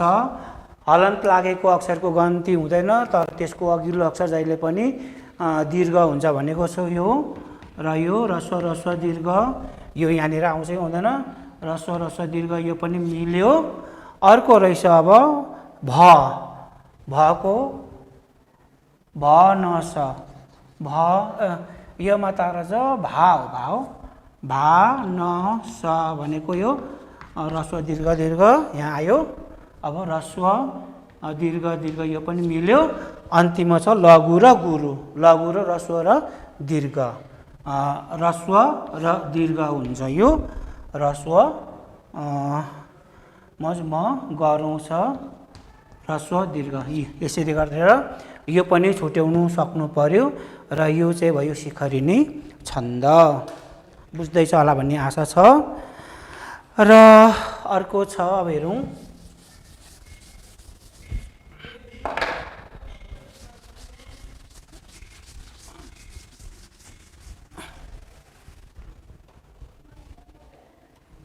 अर्को यो यहाँनिर रहेछ म स ज स त त गुरु यस्तो छ। यो चाहिँ म स ज स त त गुरु भए कुन छन्द हुन्छ भन्दा यो छन्दको नाम लेख्नु पर्यो। छन्दको नाम लेख्नु पर्यो यो चाहिँ अब म स ज स त त गुरु जुन त्यो नियम छ त्यो चाहिँ भयो यहाँनिर शार्दूल विकृत छन्दको हो। शार्दूल शार्दुल विकृत छन्द। शार्दुल विकृत छन्द। शार्दुल विकृत छन्दमा के हुँदो रहेछ भन्दाखेरि म स ज स त गणम मगन सगन जगन सगन दुईटा तगन गुरु अन्तिम अक्षर चाहिँ गुरु हुन्छ। र शार्दुल विकृत छन्दको अस्ति मैले तिमीलाई उदाहरण दिएको थिएँ। मिठो लाग्छ मलाई त प्रिय कथा प्राचीन संसारको भन्ने जुन शाकुन्तल महाकाव्यबाट थियो त्योबाट छुट्याउन सक्छौ। र अर्को रहेछ अब यहाँनिर छ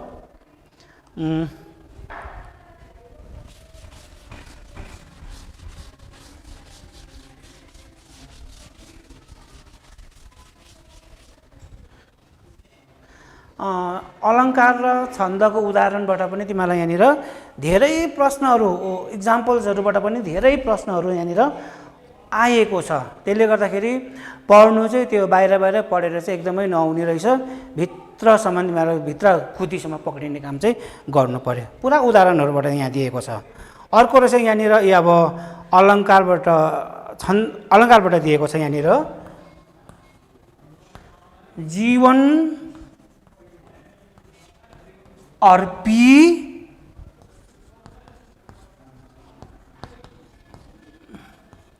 बन्धनभित्र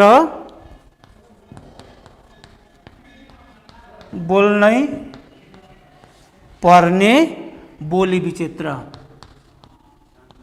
बोली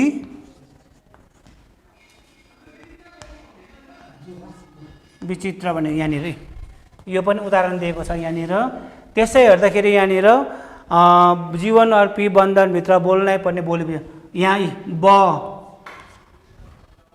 बोल्नै पर्ने बोली विचित्र व्यञ्जन वर्ण चाहिँ घरिघरि यहाँनिर आइरहेको छ। र यो मैले पढाएको थिएँ अस्ति। र यसमा चाहिँ के छ भन्दाखेरि कुन चाहिँ अलङ्कार भने अनुप्रास श्लेष यमक अतिशयोक्ति रहेछ। यसमा त अब सिधै यो भयो अनुप्रास भयो। यो भयो अनुप्रास अलङ्कार भयो। अनुप्रास चाहिँ किन चाहिँ अनुप्रास भयो भन्दाखेरि वाक्यमा अब त्यसको अनुप्रासको परिभाषा लेख भनेर आयो भने चाहिँ के छ भने वाक्यमा एकै किसिमको व्यञ्जन वर्ण घरि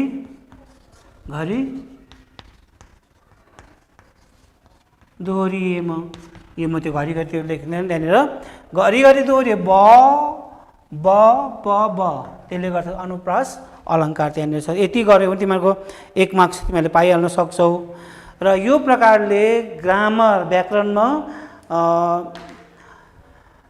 धेरै भित्रबाट प्रश्नहरू यसरी आएको छ। र मलाई आशा छ तिमीहरूले समाजको पनि सबै परिभाषाहरू पढ्छौ। र तत्पुरुष समाजमा जुन त्यहाँनिर 8 प्रकारको समाज छुट्याइदिएको छ त्यो पनि तिमीहरूले पढेर राम्रो त्यसको इक्जाम्पल्सहरू पनि हेर्नु पर्यो। त्यहाँबाट पनि धेरै प्रश्नहरू आएको छ। वाच्यको भाववाच्य कृतिवाच्य कर्मवाच्य यसको सबै परिभाषाहरू उदाहरणहरू पनि गर्नुपर्ने रहेछ। समाज पनि तिमीहरूले पढेको हुनुपर्ने रहेछ। र आजलाई मैले यो यति गरिदिएको छु। अब अर्को पालि तिमीलाई म जुनेली रेखा उपन्यास पढाउने छु। र जुनेली रेखा उपन्यास तिमीहरूकोमा यदि बुक घरमा छ भने चाहिँ एकपल्ट एक रिडिङ लगाउनु सक्यो भने मैले पढाउँदाखेरि चाहिँ तिमीहरू चाहिँ बुझ्न सक्नेछौ।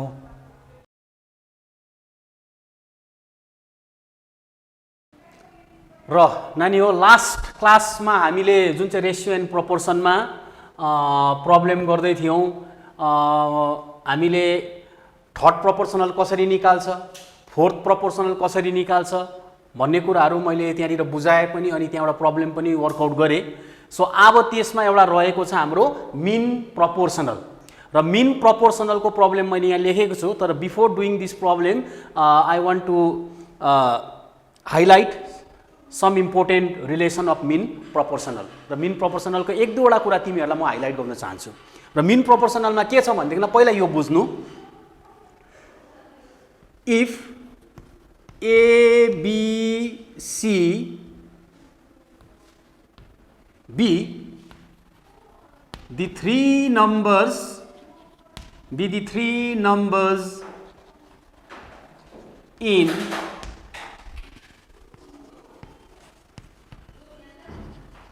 continued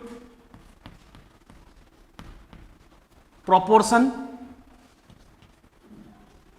then suppose ABC चाहिँ हाम्रो तीनटा कुनै नम्बर, जस्तो A अब अहिले 2 होला, B 4 होला, C 7 होला, नम्बर जेसुकै होस्, यहाँ ABC मैले लिएको छु। ABC चाहिँ तीनटा नम्बर छ, जुन नम्बर चाहिँ हाम्रो केमा छ रे कन्टिन्युड प्रोपोर्सनमा।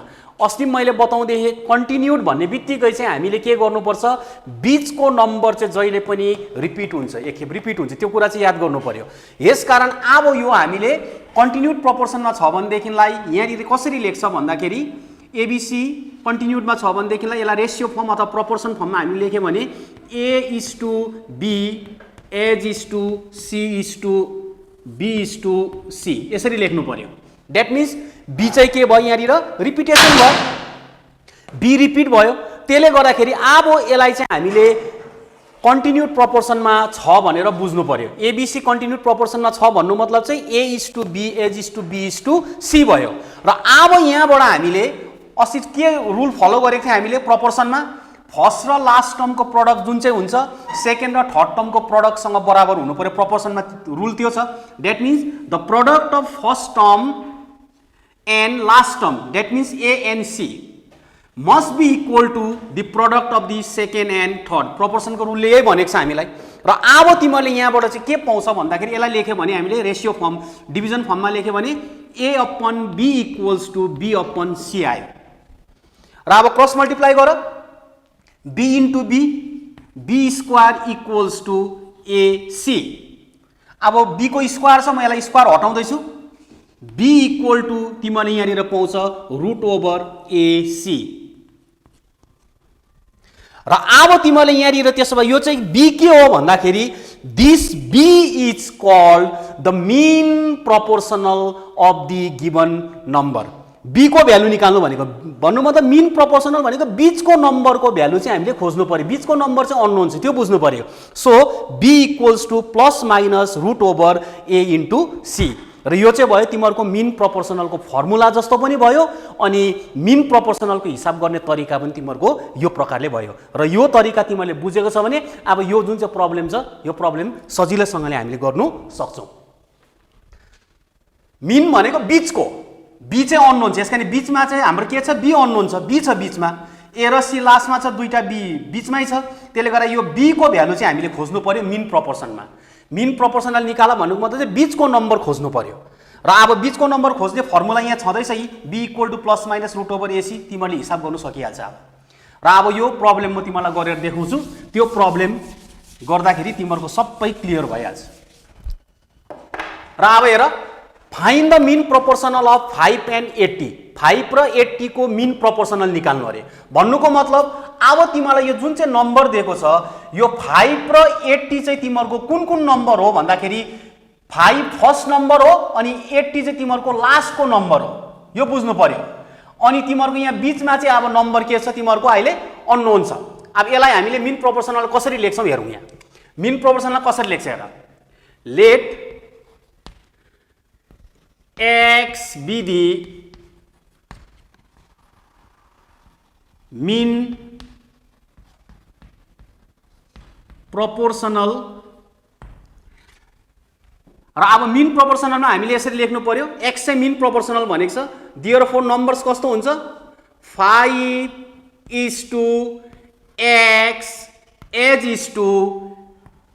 x:80 यसरी आउनु पर्यो, यसरी बुझ्नु पर्यो।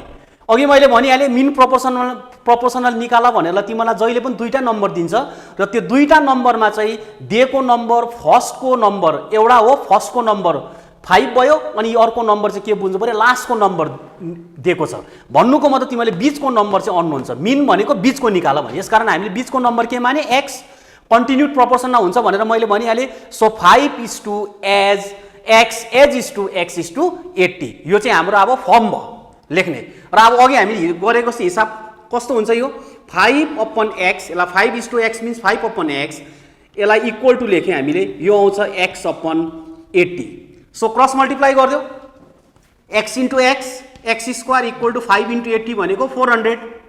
5 ले 80 लाग्यो भने 400 भयो। अघिको रिलेसन आउँदैछ हिसाब, फर्मुला दिएको x इक्वल टु के हुन्छ plus minus square root of 400। स्क्वायरले गर्दाखेरि यहाँ रुट लाग्यो, बुझ्छ यो त तिमीहरूले सानै क्लासमा बुझेकै छ। सो x इक्वल टु तिमीहरूको एन्सर आयो स्क्वायर रुट अफ 400 कति हुन्छ 20। सो द मिन प्रोपोर्सनल कति रहेछ 20।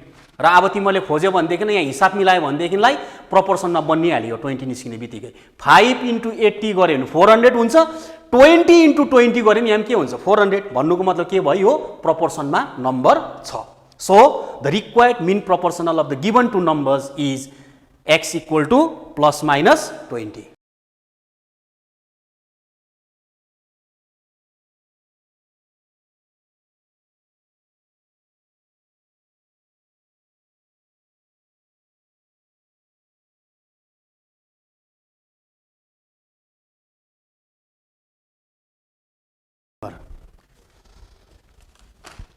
अच्छा यहाँ सुन है, अब यो क्वेसन चाहिँ राम्ररी हेर्नु पर्यो। यहाँ क्वेसन के भन्दैछ, if the first and second number of the 5 numbers in continued proportion are 2 and 6, find the 5th number. अब यहाँ क्वेसनले के भन्दैछ, 5 वटा नम्बर चाहिँ छ अरे तिमीहरूको, 5 वटा नम्बर दिएको छ अरे, त्यो 5 वटा नम्बर कन्टिन्युड प्रोपोर्सनमा छ अरे, र त्यो 5 वटा नम्बर मध्ये तिमीहरूलाई के दिएको छ अरे, you are given the first number, value of the first number and the second number. First number र सेकेन्ड नम्बरको चाहिँ तिमीहरूलाई भ्यालु दिएको छ, र अब यहाँनिर अरू नम्बर त छैन। फेरि अब तिमीहरूलाई क्वेसनले माग्दैछ 5th नम्बर के हो निकाल, 5th नम्बर चाहिँ कति हुन्छ त्यसको भ्यालु त्यो निकाल भनेर भन्दैछ। आउट अफ 5 नम्बर्स इन, यो पनि याद गर्नु पर्यो, 5 वटा नम्बर जुन छ त्यो चाहिँ केमा छ, कन्टिन्युड प्रोपोर्सनमा छ। त्यसले गर्दाखेरि त्यो 5 वटा नम्बर मध्ये तिमीहरूको फर्स्टको नम्बर र सेकेन्डको नम्बरको भ्यालु यहाँ 2 र 6 दिएको छ। अब क्वेसनले भन्यो थर्ड नम्बरको पनि मागेको छैन, फोर्थको पनि मागेको छैन, के कुन नम्बरको भ्यालु निकाल अरे, 5th नम्बरको भ्यालु निकाल भनेर भन्दैछ। तर अब यहाँ क्वेसन बुझ्नु पर्यो, 5th नम्बरको भ्यालु निकाल्नु चाहिँ फर्स्ट नम्बर र सेकेन्ड नम्बर छ, थर्ड नम्बर पनि जान्नै पर्यो हामीले, फोर्थ पनि जान्नै पर्यो, only then we can find the value of the 5th number. एकैचोटि हामीले 5th नम्बर निकाल्नु सक्दैन।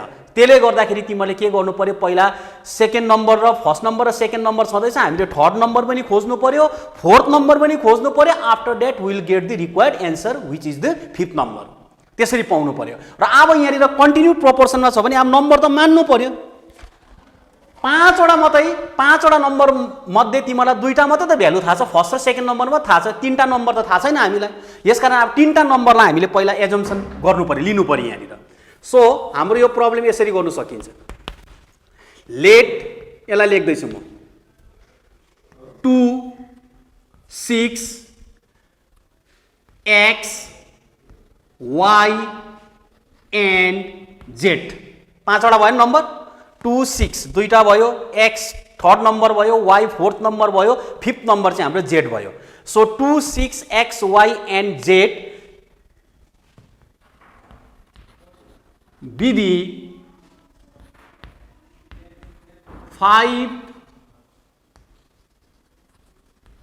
numbers in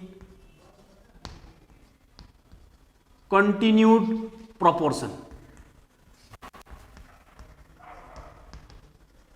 दुईटा नम्बर दिएको थियो तिमीहरूलाई, अनि एक्स वाई जेड, यो थर्ड नम्बर एक्स भयो, फोर्थ नम्बर वाई भयो, 5th नम्बर जेड भयो, र यो 5 वटा नम्बर चाहिँ हाम्रो कन्टिन्युड प्रोपोर्सनमा छ। यसरी लेखेँ मैले। अब त्यसो भए कन्टिन्युड प्रोपोर्सनमा छ भने यसलाई हामीले रेसियोको फर्ममा, प्रोपोर्सनको फर्ममा कसरी लेख्छौँ भन्दाखेरि यो यस्तो हुन्छ, 2/6, 2:6, 2/6। अर्को आयो तिमीहरूको यहाँनिर बीचको नम्बर 6 भयो, 6 रिपिट हुनु पर्यो किनभने कन्टिन्युडमा छ, बीचको नम्बर रिपिट हुन्छ भन्दैछु मैले। 2/6, त्यहाँदेखि यसलाई लेख्नु पर्यो फेरि अब 6/x। यो x लेख्नु अगाडि पहिला 6 लाई रिपिट गर्नु पर्यो किनभने कन्टिन्युडमा भनेको छ। त्यसले गर्दाखेरि 2/6 इक्वल्स टु 6/x। फेरि यहाँ लेख्छ हामीले इक्वल टु, अब फेरि x बीचमा पर्यो, त्यसले गर्दा यो x लाई फेरि रिपिट गर्नु पर्यो, x/y यसरी लेख्नु पर्यो, इक्वल्स टु अब आउँछ तिमीहरूको फेरि y पनि फेरि z को र x को बीचमा छ, त्यसले गर्दा यहाँनिर लेख्नु पर्यो y अपन z। अब 5 वटा नम्बर कन्टिन्युड प्रोपोर्सनमा छ भनेदेखिलाई the numbers can be returned like this 2 upon 6 repeat भयो। यहाँनिर अर्कोले चाहिँ हामीले x अपन y x पनि रिपिट भयो, अर्को हामीले y पनि रिपिट गर्यो y अपन z। यसकारण 2 र z को फर्स्ट र लास्टको नम्बरको बीचमा जति नम्बर छ त्यो नम्बर चाहिँ एक एक खेप रिपिट गर्नु पर्छ in case of continued proportion. Continued भन्ने कारणले गर्दा हामीले फर्मेसन चाहिँ यसरी बनाउनु पर्यो। This is very important. कन्टिन्युडमा जहिले पनि बीचको नम्बर चाहिँ के भएको हुन्छ, रिपिट हुँदै गरेको हुन्छ, रिपिट हुन्छ एक खेप। सो 2 र z रिपिट भएन, यहाँ हाम्रो रिपिट भयो खालि के बीच 2 र z को बीचको नम्बर 6 x र y मात्रै रिपिट भयो र यो चाहिँ हाम्रो कन्टिन्युड प्रोपोर्सनको नम्बर भयो। र अब चाहिँ हामीलाई फिफ्थ नम्बर निकाल्नु भनेको छ र फिफ्थ नम्बर निकाल्नु अगाडि चाहिँ हामीले पहिला के निकाल्नु पर्यो, थर्ड नम्बर निकाल्नु पर्यो, फोर्थ नम्बर निकाल्नु पर्यो। After that we will get the value of fifth number. र अब यहाँ प्रब्लम केही पनि छैन, त्यहाँदेखि मैले यसरी लेख्नु अब यसलाई now compare first ratio and second ratio, यसलाई मात्रै कम्पेयर गर्नु यो फर्स्टको लागि। That means 2 upon 6 equal to 6 upon x, यसलाई कम्पेयर गर्नु, यसलाई मात्रै लिएर काम गर्नु। अब पहिला यो यसलाई लिएर काम गर्दाखेरि के हुन्छ, तिमीहरूले x को भ्यालु पाउँछ यहाँबाट 2 upon 6 equal to 6 upon x, किनभने प्रत्येक इक्वल छ नि त यहाँनिर। त्यसले गर्दाखेरि हामीले लेख्छ अब यहाँ टेकिङ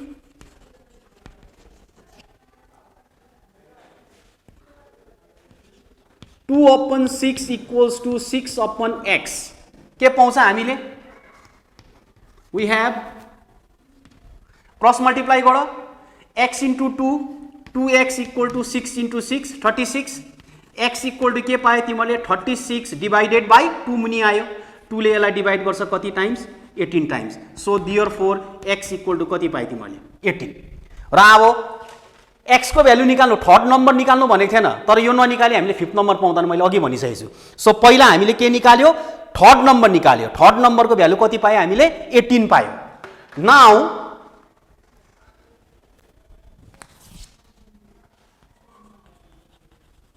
अब तिमीहरूले के गर्नु पर्यो, यो दुईटा रिलेसनलाई हामीले अघि चलायौँ, यसलाई चलायो फर्स्ट, त्यसबाट x को भ्यालु पायौँ। अब तिमीहरूले कुन रिलेसन चलाउनु भन्दाखेरि यो दुईटा चलाउने, फेरि 6 अपन x र x अपन y, यसलाई चलाइदिनु यो दुईटालाई, यो 6 upon x equals to x upon y। Now taking the relation, now taking the relation 6 upon x equals to x upon y, we get, अब यहाँ के हुन्छ रे, y को भ्यालु पाउँछ हामीले। कसरी y को भ्यालु पाउँछ भनेदेखिलाई x को भ्यालु त अलरेडी पाएको छ हामीले यहाँ, यो x को भ्यालु जुन चाहिँ छ तिमीहरूको 18, अब त्यो चाहिँ तिमीले यहाँ पुट गर्नु पर्यो। मैले यो लेख्दिनँ just to save time, I am skipping writing the value of x। So यहाँनिर म खालि डाइरेक्ट के गर्दैछु भन्दाखेरि 6 अपन x को भ्यालु 18 इक्वल्स टु, यहाँ पनि आयो x को value 18 upon y, putting x equals to 18, taking x equals to 18, यो गर्दै हामीले यो रिलेसनमा हाल्यो। अब यहाँ फेरि क्रस मल्टिप्लाई गर 6 into y, 6y equals to के आयो 18 into 18, 18 into 18। So y equals to के हुन्छ 18 into 18 upon 6 comes down in the denominator. So 6 divides 18 how many times, 3 times, 3 into 18 equals to 54। So y equals to 54। That means we got the value of fourth number as well, which is equal to 54। y को value पाए 54। Now अब fourth number पायो भने fifth को value निकाल्नु problem केही पनि छैन, सबै त हामीले चाल पाउँदै गयो। सो फिफ्थ नम्बर निकाल्नुको लागि अब हामीले रिलेसन जहाँबाट जुन चाहिँ चलाउँदा पनि हुन्छ, तर मैले चलाएँ यही रिलेसन सजिलोको लागि सिक्वेन्समा, x upon y equal to y upon z, x upon y equal to y upon z चलाइदिएँ अब मैले। त्यसो भए फेरि के हुन्छ, त्यस्तै प्रकारले फेरि also taking the relation, taking the relation x upon y equals to y upon z, we get. त्यसो भए तिमीले के पाए अब? The value of x is known to us, which is equal to 18. The value of y is also known to us, which is equal to 54, so that we can easily get the value of z. र अब यहाँनिर x को value पनि put गर, y को value पनि put गर, जुन चाहिँ अघि हामीले निकालिसकेको छौं, त्यसले गर्दाखेरि तिमीहरूले यहाँबाट z को भ्यालु पाउँछौ अब. सो x मिन्स हाम्रो कति छ 18 अपन y को भ्यालु कति छ हाम्रो 54. फेरि y को भ्यालु यहाँ के छ 54, z को भ्यालु हाम्रो अननोन छ. लेखिन मैले त्यहाँनिर x को भ्यालु 18, y को भ्यालु 54 हालेको. र अब z को भ्यालु निकाल्नु पर्यो, क्रस मल्टिप्लाई गर. 18 into z, 18z equals to 54 into 54. यस्तो हुनु पर्यो. So z equals to 54 into 54 divided by 18. So 18 divides 54 3 times, 3 into 54. Therefore, z equal to 3 into 4 12, 3 5 is 15 plus 1 16. So the required value of z is 162, and z is what? Z is our fifth number. So fifth number is our z. The value of z is 162. So this is the answer. र कोही कोही बेला यसरी अलिक question puzzle गर्ने दिन्छ, यसरी बनाउन सक्नु पर्यो. र आई थिंक तिमीले यो कुरा पनि बुझ्यौ होला. र अब मेरो यो रेसियो एन्ड प्रपोर्सनको हिसाब यहीँनिर सक्दैछु म. अब यो रेसियो एन्ड प्रपोर्सनको अर्को एक्सरसाइज जुन चाहिँ छ 5.3, जुन चाहिँ माध्यमिकमा कम्पलसरी क्वेसन आउँछ, त्यहाँबाट चाहिँ दुईटा क्वेसन दिन्छ. Out of 2 you have to do 1 which carries 3 marks. र 3 मार्क्सको क्वेसन आउँछ, र त्यहाँबाट म एक दुईवटा गरिदिँदैछु. अच्छा नानीहरू, म यो रेसियो एन्ड प्रपोर्सनको अघि मैले भनिहालेँ, जुन चाहिँ माध्यमिकमा तिमीहरूको यो एक्सरसाइज 5.3 बाट दुईटा क्वेसन आउँछ. Out of 2 you have to do 1 and which carries 3 marks. 3 मार्क्सको क्वेसन आउँछ. अनि यसमा चाहिँ हिसाब गरेर जाँदाखेरि कतिवटा प्रब्लमहरूमा यो चिजहरूको ओभरि रुलहरू पनि चल्छ. त्यसले गर्दाखेरि यो इम्पोर्टेन्ट रुल्सहरू छ. यो इम्पोर्टेन्ट रुल्सहरू मैले यहाँ दिएको छु. एउटा चाहिँ छ इन्भर्टेन्डो. इन्भर्टेन्डोमा के हुन्छ भनेदेखिलाई यदि a upon b equal to c upon d, यो त प्रपोर्सन छ, अहिले प्रपोर्सनको रिलेसन हो. a upon b equal to c upon d तिमीलाई यसरी आएको छ भने रिलेसनमा फर्मुला के हुन्छ भन्दाखेरि b upon a equal to d upon c हुन्छ. इन्भर्टेन्डो रुल भन्छ यसलाई चाहिँ. किन इन्भर्टेन्डो भनेको भन्दाखेरिदेखिलाई चाहिँ यहाँनिर यिनीहरूको आफ्नो जग्गा चेन्ज भएको छ, इन्भर्ट भएको छ, चेन्ज भएको छ. अस्ति हामीले इन्भर्स रेसियो गर्यो, जस्तो फर्स्टको जग्गामा सेकेन्ड आयो नम्बर, सेकेन्डको जग्गामा फर्स्ट लगायो हामीले. त्यस्तै प्रकारले यहाँ इन्भर्टेन्डोमा के गर्नु पर्यो, तिमीहरूले ए को जग्गामा अब के आयो बी आयो, बी को जग्गामा ए आयो, त्यस्तै प्रकारले यतापट्टि सी को जग्गामा डी गयो, डी को जग्गामा सी आयो. यसलाई चाहिँ भन्छ हामीले invertendo. So if A upon be equal to C upon d छ भने according to the rule of invertendo we can write a upon बीलाई के लेख्नु पर्यो b upon c, and similarly c upon डीलाई के लेख्नु पर्यो d upon c, and this rule is called invertendo. Similarly यहाँनिर आउँदैछ अर्को अल्टरनेन्डो. अल्टरनेन्डो रुलमा के छ, if A upon be equal to C upon D, alter भनेको चेन्ज हुनु, अल्टरेसन गर्नु. अब यहाँ चेन्ज कसरी हुँदैछ भन्दाखेरि ए अपन बी छ, यो बी को जग्गामा चाहिँ सी आउँछ, अल्टर भयो. बी को जग्गामा चाहिँ यो के आयो सी आयो, सी कम्स हियर. बी को जग्गामा सी आयो एन्ड सी को जग्गामा चाहिँ तिमीहरूको फेरि के जाँदैछ बी जाँदैछ, बी अपन डी. यसलाई चाहिँ भन्छ alternendo. So a upon be equal to C upon d छ भने अल्टरनेन्डोमा हुन्छ a upon c equal to b upon d. If you go through this formula minutely you can easily understand the relation. So number 3 componendo भन्छ. Componendo रुलले के भन्छ, if A upon be equal to C upon D, र according to componendo rule के भन्छ A plus be upon B, यो B जोडिँदैछ एसँग, हेर न्युमरेटरमा ए प्लस बी अपन यो बी नै बस्यो, त्यस्तै प्रकारले C plus D upon D, यसलाई चाहिँ भन्छ हामीले कम्पोनेन्डो. अनि डिभिडेन्डोमा के हुन्छ, if A upon be equal to C upon d छ भने यहाँ चाहिँ माइनस हुन्छ. अघि कम्पोनेन्डोमा प्लस भएको छ, अब डिभिडेन्डोमा माइनस हुन्छ. That means A minus be equals to C minus D upon D. A minus B upon be equal to C minus D upon D. यो चाहिँ डिभिडेन्डो भयो।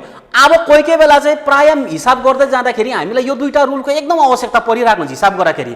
Not only in class 10, if you go to higher classes as in class 11 and 12 तिमीहरूले यो रुल्सहरू प्राय हिसाब गर्दाखेरि चलाउनु पर्छ। हामीले हिसाबलाई सर्टन गर्नुको लागि, छिट्टो निकाल्नुको लागि यो रुलहरू प्राय चल्छ। त्यसले गर्दाखेरि कम्पेन्डेन्डो डिभिडेन्डो रुल्सहरू अझै इम्पोर्टेन्ट छ। त्यसले कम्पेन्डेन्डो र डिभिडेन्डो रुललाई दुईटा सँगै लेख्यो भने के हुन्छ? अब यहाँ हेर त, अघि कम्पेन्डेन्डोलाई मैले अलग्गै लेखेको छु, डिभिडेन्डोलाई अलग्गै लेखेको छु। If we now combine this two rules together, componendo र डिभिडेन्डोलाई हामीले दुईटालाई सँगै अब चलायो भनेदेखिलाई then if A upon be equal to C upon d हुन्छ भनेदेखिलाई कम्पेन्डेन्डो र डिभिडेन्डो रुललाई एट अ टाइम एकै खेपमा हामीले चलायो भनेदेखिलाई चाहिँ the rules will be like this, a plus b, अघि यहाँ चाहिँ ए प्लस बी अपन यहाँ आउँदैछ ए माइनस बी, रेसिप्रोकल हुँदा यो बी र बी क्यान्सल भयो। सिमिलरली यहाँ पनि सी प्लस डी छ माथि, मुनि आउँदैछ सी माइनस डी, यो डी र डी पनि रेसिप्रोकल हुँदाखेरि क्यान्सल हुँदैछ। त्यसले गर्दाखेरि कम्पेन्डेन्डो र डिभिडेन्डो रुललाई हामीले एकैचोटि चलायो भनेदेखिलाई चाहिँ यस्तो हुन्छ, a plus be upon a minus be equals to c plus D upon c minus d. This rule is called componendo and dividendo, दुईटालाई सँगै चलाउँदाखेरि। Now another rule is your addendo. एडेन्डोमा चाहिँ के हुन्छ भनेदेखिलाई if A upon be equal to C upon d equals to e upon f. अब यहाँ तिमीले अघि त यहाँ a upon b c upon d मात्रै, यहाँ त फेरि ए अपन एफ पनि आयो भन्ने कुरा अप्ठ्यारो केही पनि छैन। यहाँ ई अपन एफ अझै आउनु पनि सक्छ, अरू पनि अझै पनि जानु सक्छ, यो एनी नम्बर अफ टाइम्स। त्यसले गर्दाखेरि if A upon be equal to C upon d is equal to e upon f छ भने according to the rule of addendo के हुन्छ भने मतलब यो ए, यो सी र यो ई, न्युमरेटर तिनवटा जोडिँदैछ। सिमिलरली मुनिपट्टि हेऱ्यो भने B plus D plus F छ, डिनोमिनेटर के हुँदैछ? जोडिँदैछ। Addendo means add together. So addendo रुलमा के रहेछ? जतिवटा तिमीलाई प्रपोर्सन दिन्छ, रेसियो दिन्छ, त्यो रेसियोको न्युमरेटरलाई सँगै जोड्नु पर्यो, डिनोमिनेटरलाई पनि के गर्नु पर्यो? सँगै जोडेर राख्नु पर्यो। न्युमरेटरमा बस्छ, डिनोमिनेटरमा बस्छ। यसकारण sum of the numerator upon sum of the denominator means the rule of addendo. So यो 5वटा 6वटा रुल जुन चाहिँ मैले दिएको छु, यो रुलहरू प्राय तिमीहरूको हिसाबमा काम लाग्छ। त्यसले गर्दा यो रुललाई पनि तिमीले याद गर्ने सजिलो छ, साह्रो केही पनि छैन। बुझ्यो भने रटिरहनु पनि पर्दैन, यो बुझ्यो भने सकिहाल्छ। र यो रिलेसनमा अब एक दुईवटा म प्रब्लम गर्दैछु।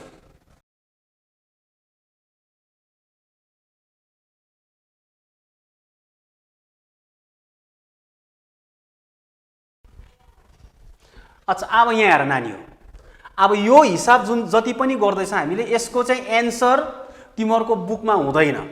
तिमीहरूले यो हिसाब चाहिँ प्रुभ गरेर देखाउनु पर्यो। लेफ्ट ह्यान्ड साइड र राइट ह्यान्ड साइडमा सेम एन्सर आएको हुनु पर्यो। त्यो एन्सरले नै तिमीहरूको अब यो हिसाब ठिक भयो भनेर बुझ्नु पर्यो। लेफ्टको एन्सर र राइटको एन्सर मिलेन भनेदेखिलाई यो हिसाब गल्ती भइरहेको हुन्छ। त्यसले गर्दाखेरि यसमा सबै प्रुभ गर्ने मात्रै आउँछ। There is no answer, answer छैन त्यसको, तिमीहरू बुकमा पाउँदैन। यो सबै तिमीहरूले प्रुभ गरेर देखाउनु पर्यो। र अब यहाँ प्रोपोर्सन हो, रिलेसन सबै रेसियो एन्ड प्रोपोर्सनबाट गर्दैछ हामीले। You are given that a is to b equal to c is to d. Relation यो चाहिँ a is to b equal to c is to d को तिमीलाई रिलेसन दिएको छ। अब तिमीहरूले प्रमाण गर्नु अरे a square plus b square is to a square minus b square equals to ac plus bd is to ac minus bd. यो प्रुभ गर्नु पर्यो। That means this ratio must be equal to this ratio. यो ratio र यो ratio equal हुनु पर्यो। This a square plus b square is to a square minus b square is on your left hand side, and ac plus bd is to ac minus bd is on your right hand side. So if you get the value of left hand side and right hand side equal, then your answer is proved. र proof चाहिँ यसरी गर्नु पर्यो। अब यसलाई कसरी लेख्छौँ हामीले भन्दाखेरि प्रब्लम म देखाउँदैछु तिमीहरूलाई। अब यसलाई लेख्नु पर्यो, यसलाई यसरी मान्नु, let a is to b means ratio मैले भनिहालेँ, simple form of division. So a is to b लाई हामीले लेख्छौँ a upon b, a upon b भनेको a is to b हो, नो प्रब्लम। इक्वल टु छँदैछ तिमीहरूको sign. c is to d लाई हामीले रेसियोलाई डिभिजन फर्ममा लेख्छौँ c upon d। So let a upon b equal to c upon d equal to k। यसलाई कोही कोही बेला के मेथडको हिसाब पनि भन्छ, तर के मेथडको हिसाब चाहिँ होइन, यो रेसियो एन्ड प्रोपोर्सनै हो। अब के लिएर हामीले गर्छौँ, a अपन b को भ्यालु पनि सी अपन डी को भ्यालु पनि हामीले के मान्यौँ र अब यसले के बताउँछ भन्दाखेरि यो क्लियर बुझिहाल, यो फर्स्ट पार्ट हो, यो क्लियर बुझ्यो भने अरू सबै हिसाब तिमीले गर्नु सक्छ।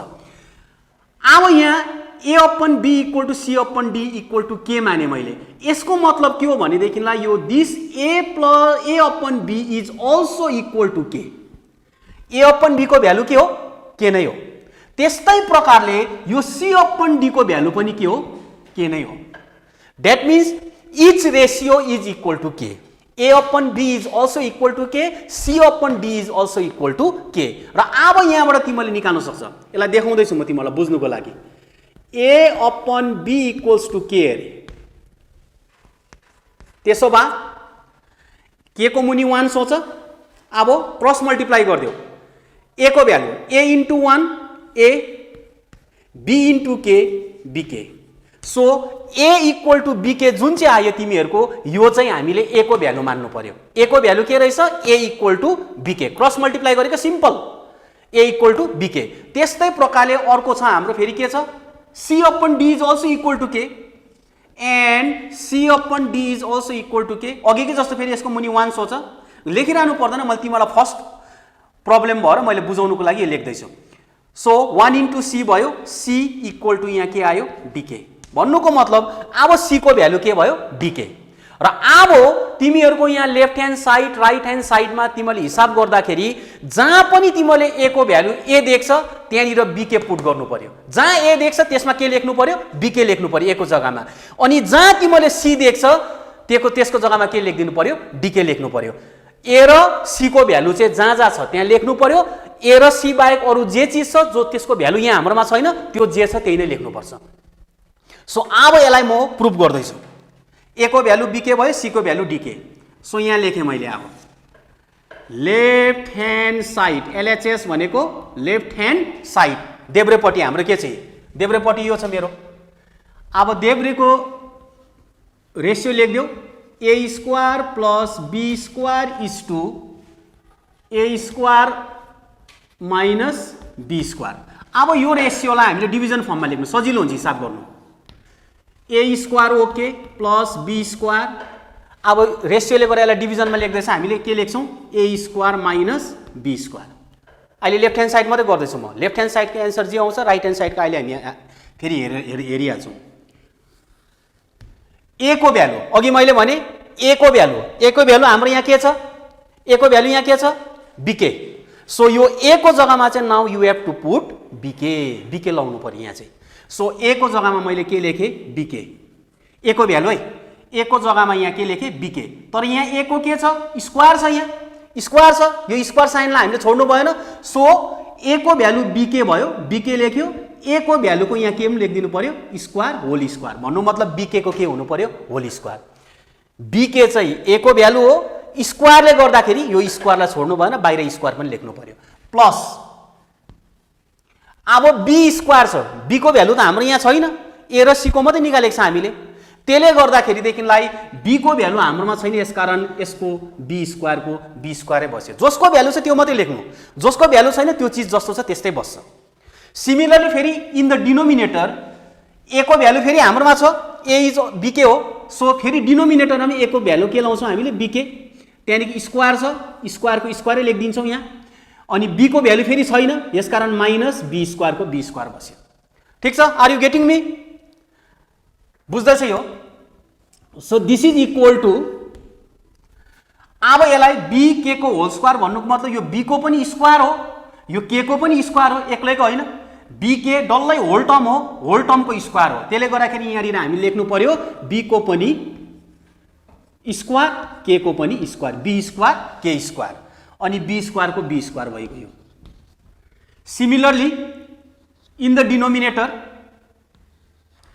डिनोमिनेटर फेरि bk को होल स्क्वायर छ, यसलाई पनि लेख्नु पर्यो, फेरि b को पनि स्क्वायर हो, k को पनि स्क्वायर हो, त्यहाँदेखि माइनस b स्क्वायर, केही छैन, भेरी सिम्पल सिम्प्लिफिकेसन।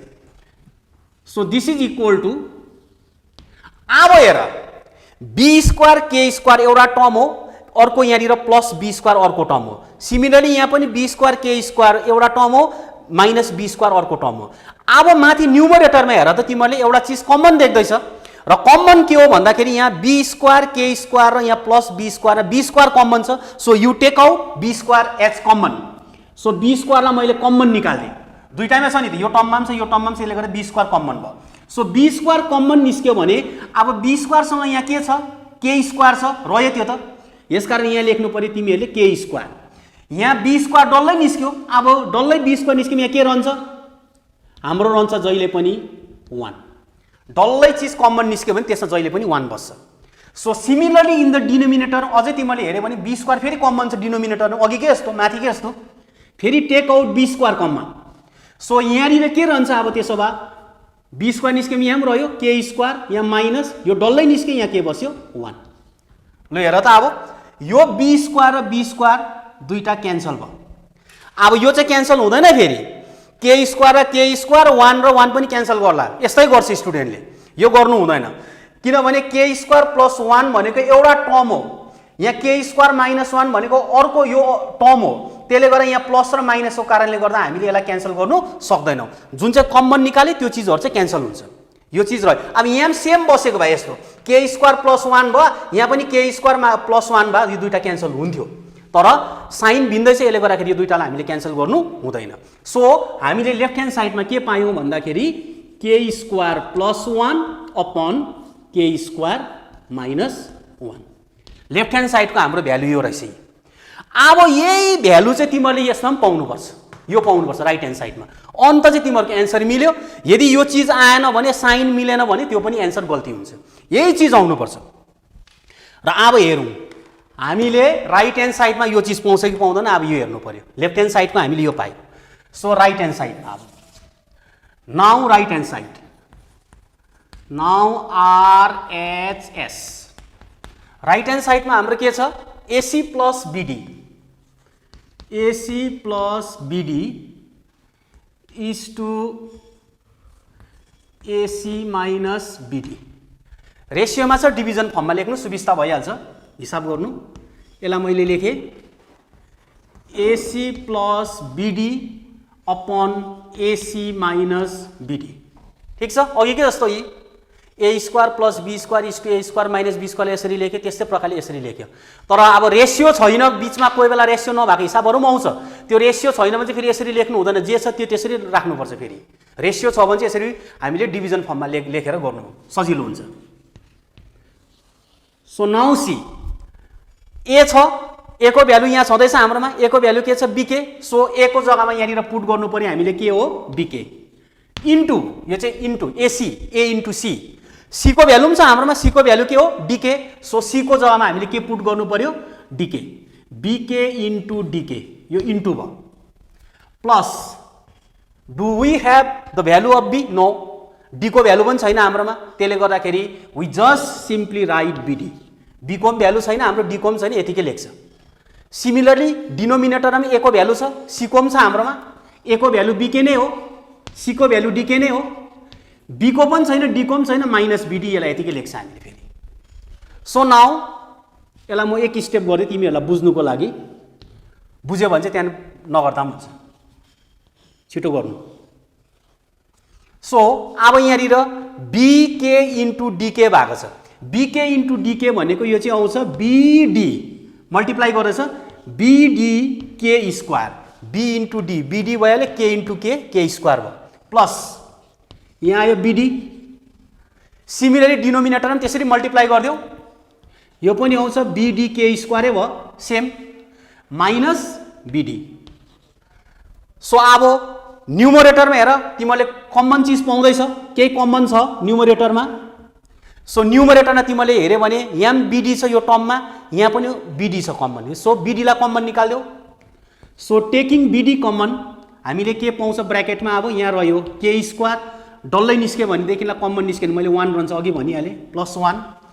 सिमिलरली डिनोमिनेटरमा पनि छ बिडी, यहाँ पनि बिडी छ, कमन निकाल्दै फेरि बिडी कमन भयो, के रह्यो यहाँ पनि के स्क्वायर माइनस 1 गर्दाखेरि यो कमन निस्केको चिज बी र डी, यो बी र डी क्यान्सल भयो, उब्रे हाम्रो के स्क्वायर प्लस 1 के स्क्वायर माइनस 1। अघि हेर त यहाँ पनि त्यही उब्रेको थियो, त्यसले गर्दाखेरि यहाँ पनि हाम्रो पाउँदैछ राइट ह्यान्ड साइडमा के स्क्वायर प्लस 1 अपन के स्क्वायर माइनस 1 बराबर भयो। त्यसो भए के स्क्वायर प्लस 1 अपन के स्क्वायर माइनस 1, यहाँ पनि के स्क्वायर प्लस 1 के स्क्वायर माइनस 1, दुईटै एन्सर के भयो? सेम भयो।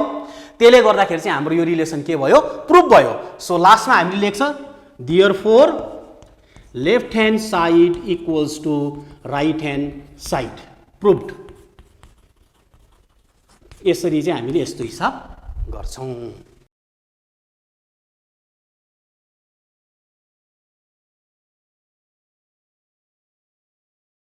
अच्छा, अब अघिकै क्वेसन नम्बर 1, क्वेसन नम्बर 1 को रिलेसन यही हो, a is to B equal to C is to D, proof that.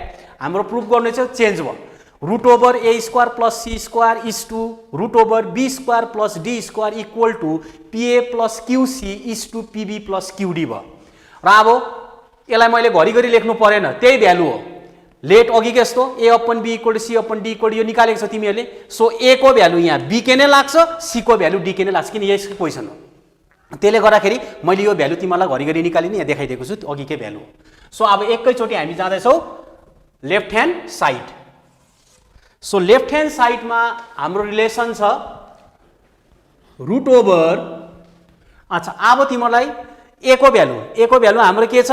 BK. So ए को जग्गामा लेख्नु पर्यो हामीले बीके, यो भयो बीके, त्यहाँदेखि स्क्वायरले गर्दा होल स्क्वायर आयो, प्लस सी को भ्यालु हाम्रोमा छ, सी को भ्यालु के हो? डीके। सो यहाँ सी को भ्यालु पुट गर्नु पर्यो के हामीले? डीके। सो यसकारण यहाँनिर आयो सी को जग्गामा डीके।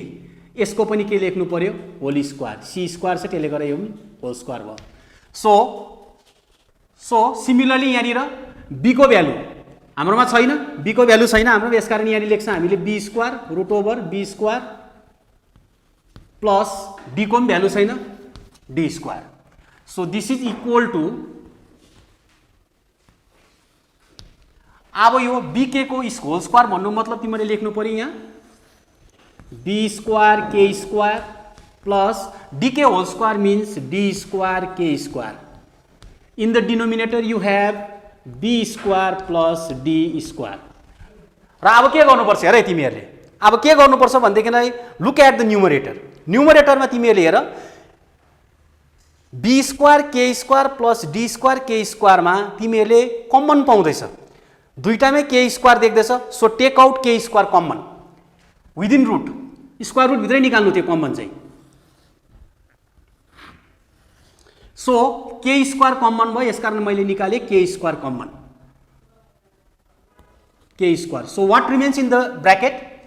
के स्क्वायर कमन भयो भने here remains B square plus then D square, B square plus D square रह्यो हाम्रो। In the denominator we have be square plus D square. So अब यति बुझ्नु, अब यो के स्क्वायर चाहिँ इन्डिपेन्डेन्ट छ, के स्क्वायर इज इन्डिपेन्डेन्ट, यसमा एडिसन सब्ट्र्याक्सन कुनै पनि छैन, यो मल्टिप्लिकेसन बसेको छ, एक्लै बसेको छ अलग्गै। बी स्क्वायर र डी स्क्वायर सँगै छ, यो बी स्क्वायर डी स्क्वायर सँगै छ, यो के स्क्वायर अलग्गै छ। सो यसलाई हामीले यसरी, अब तिमीलाई बुझ्नुको लागि बताउँदैछु म यहाँ, root over K square into B square plus D square भनेको चाहिँ खासमा के हो भन्दाखेरि यसरी लेख्दा पनि हुन्छ, root over K square into root over B square plus D square, यसरी लेख्दा पनि भयो। के स्क्वायरको पनि रुट हो, रुटमै छ यो, B square plus D square पनि रुटमै छ। तर यसरी सेपरेट गरेर लेख्यो भनेदेखिलाई चाहिँ अब तिमीले यसको स्क्वायर रुट निकाल्नु सक्छ।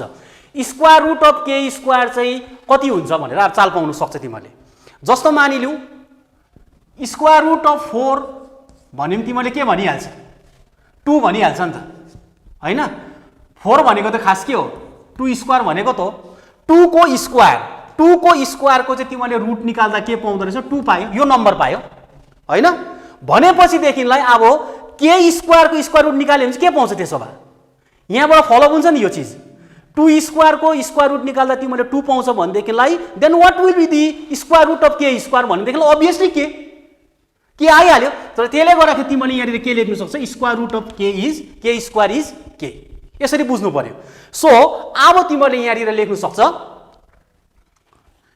यसलाई मैले एक स्टेप त्यो चाहिँ लेख्दिनँ, म त्यो स्टेप लेख्दिनँ। के स्क्वायरको चाहिँ स्क्वायर रुट निकाल्छ, के स्क्वायरको स्क्वायर रुट चाहिँ के रहेछ हाम्रो? के नै भनिहालेँ नि मैले, के इन्टु, अब यहाँ फेरि यो प्रश्न उठ्छ, यो बी स्क्वायरको चाहिँ किन बी भएन, डी स्क्वायरको किन फेरि डी भएन भन्ने प्रश्न आउँछ। किनभने यो B square plus D square is a दुईटा एसोसिएटेड टर्म होइन, एक अर्कामा दुईटा जोडेको टर्म छ। यो जोडेको टर्मलाई हामीले यहाँनिर अलग अलग स्क्वायर रुट निकाल्नु सक्दैनौँ। यसले गर्दाखेरि यो B square plus D square जे छ त्यो त्यतिकै बस, यसको स्क्वायर रुट निस्किन सक्दैन। यस कारण यसलाई लेख्छ हामीले B square plus D square. अनि यहाँनिर मुनि पनि तिमीहरूको आउँछ रुट ओभर, यसको पनि निस्किँदैन, बी स्क्वायर डी स्क्वायर, यसको स्क्वायर रुट निकाल्नु सक्दैन हामी। र यसले गर्दा अब यो बी स्क्वायर डी स्क्वायर पनि रुटभित्रै छ, यो बी स्क्वायर डी स्क्वायर पनि रुटभित्रै छ। तिमीहरूको बाहिर खालि उब्रे के लेफ्ट ह्यान्ड साइडमा तिमीहरूको भ्यालु आयो के। So you must get the same value on your right hand side as well. त्यही भ्यालु तिमीहरूले त्यहाँ पनि पाउनु पर्यो। So now I am doing right hand side.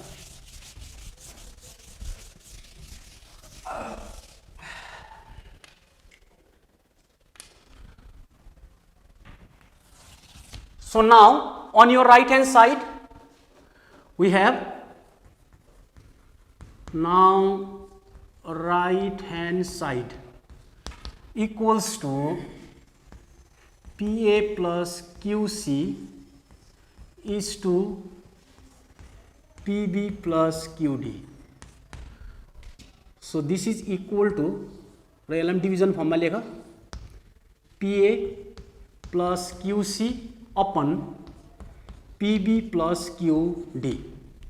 र अब जहाँनिर A को भ्यालु छ पुट गर, C को भ्यालु जहाँ छ त्यहाँ पुट गर। भ्यालु निकालेको दुईटामा छ हाम्रो A र C, अरू जे छ त्यही लेख्नु पर्यो फेरि।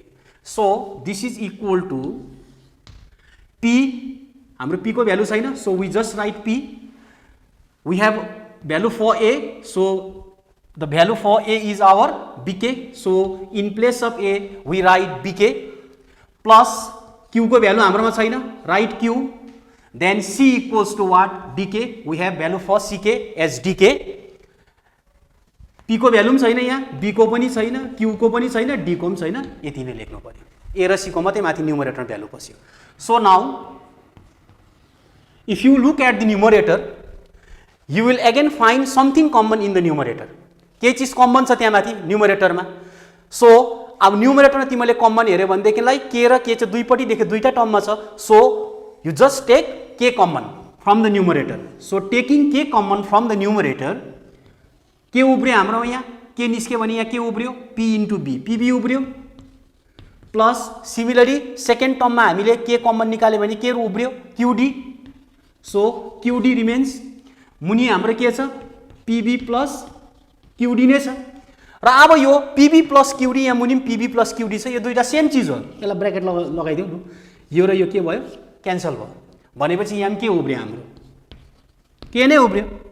सो लेफ्ट ह्यान्ड साइडमा हामीले भ्यालु के पायो, सिमिलरली राइट ह्यान्ड साइडमा हामीले के पायो के नै पायो। त्यसले गर्दा लेफ्ट र राइट के भयो इक्वल भयो। Hence the relation root over A square plus C square is to B square plus D square equal to PA plus QC is to PB plus QD is proved, which is equal to K.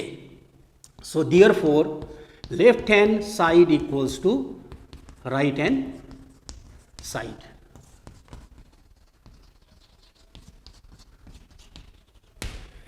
र यसरी चाहिँ यो ratio and प्रोपोर्सनको हामीले हिसाब गर्नु पर्छ। र अब एक दुईवटा क्वेसन छ अरू, अब त्यो चाहिँ म बादमा गराउँछु। त्यो चाहिँ कन्टिन्युडहरुमा भनेको छ। अहिले चाहिँ हाम्रो कन्टिन्युडहरुको क्वेसन आएको छैन, यहाँ डाइरेक्ट सिम्पल क्वेसन गर्दै थियौँ हामीले। र अब जति बेला हाम्रो कन्टिन्युड रिलेसनहरुमा आउँछ त्यति बेला अलिकति भ्यालु चेन्ज हुन्छ, त्यो भ्यालु चेन्ज चाहिँ म नेक्स्ट क्लासमा गरिदिन्छु। Okay, that's all for today.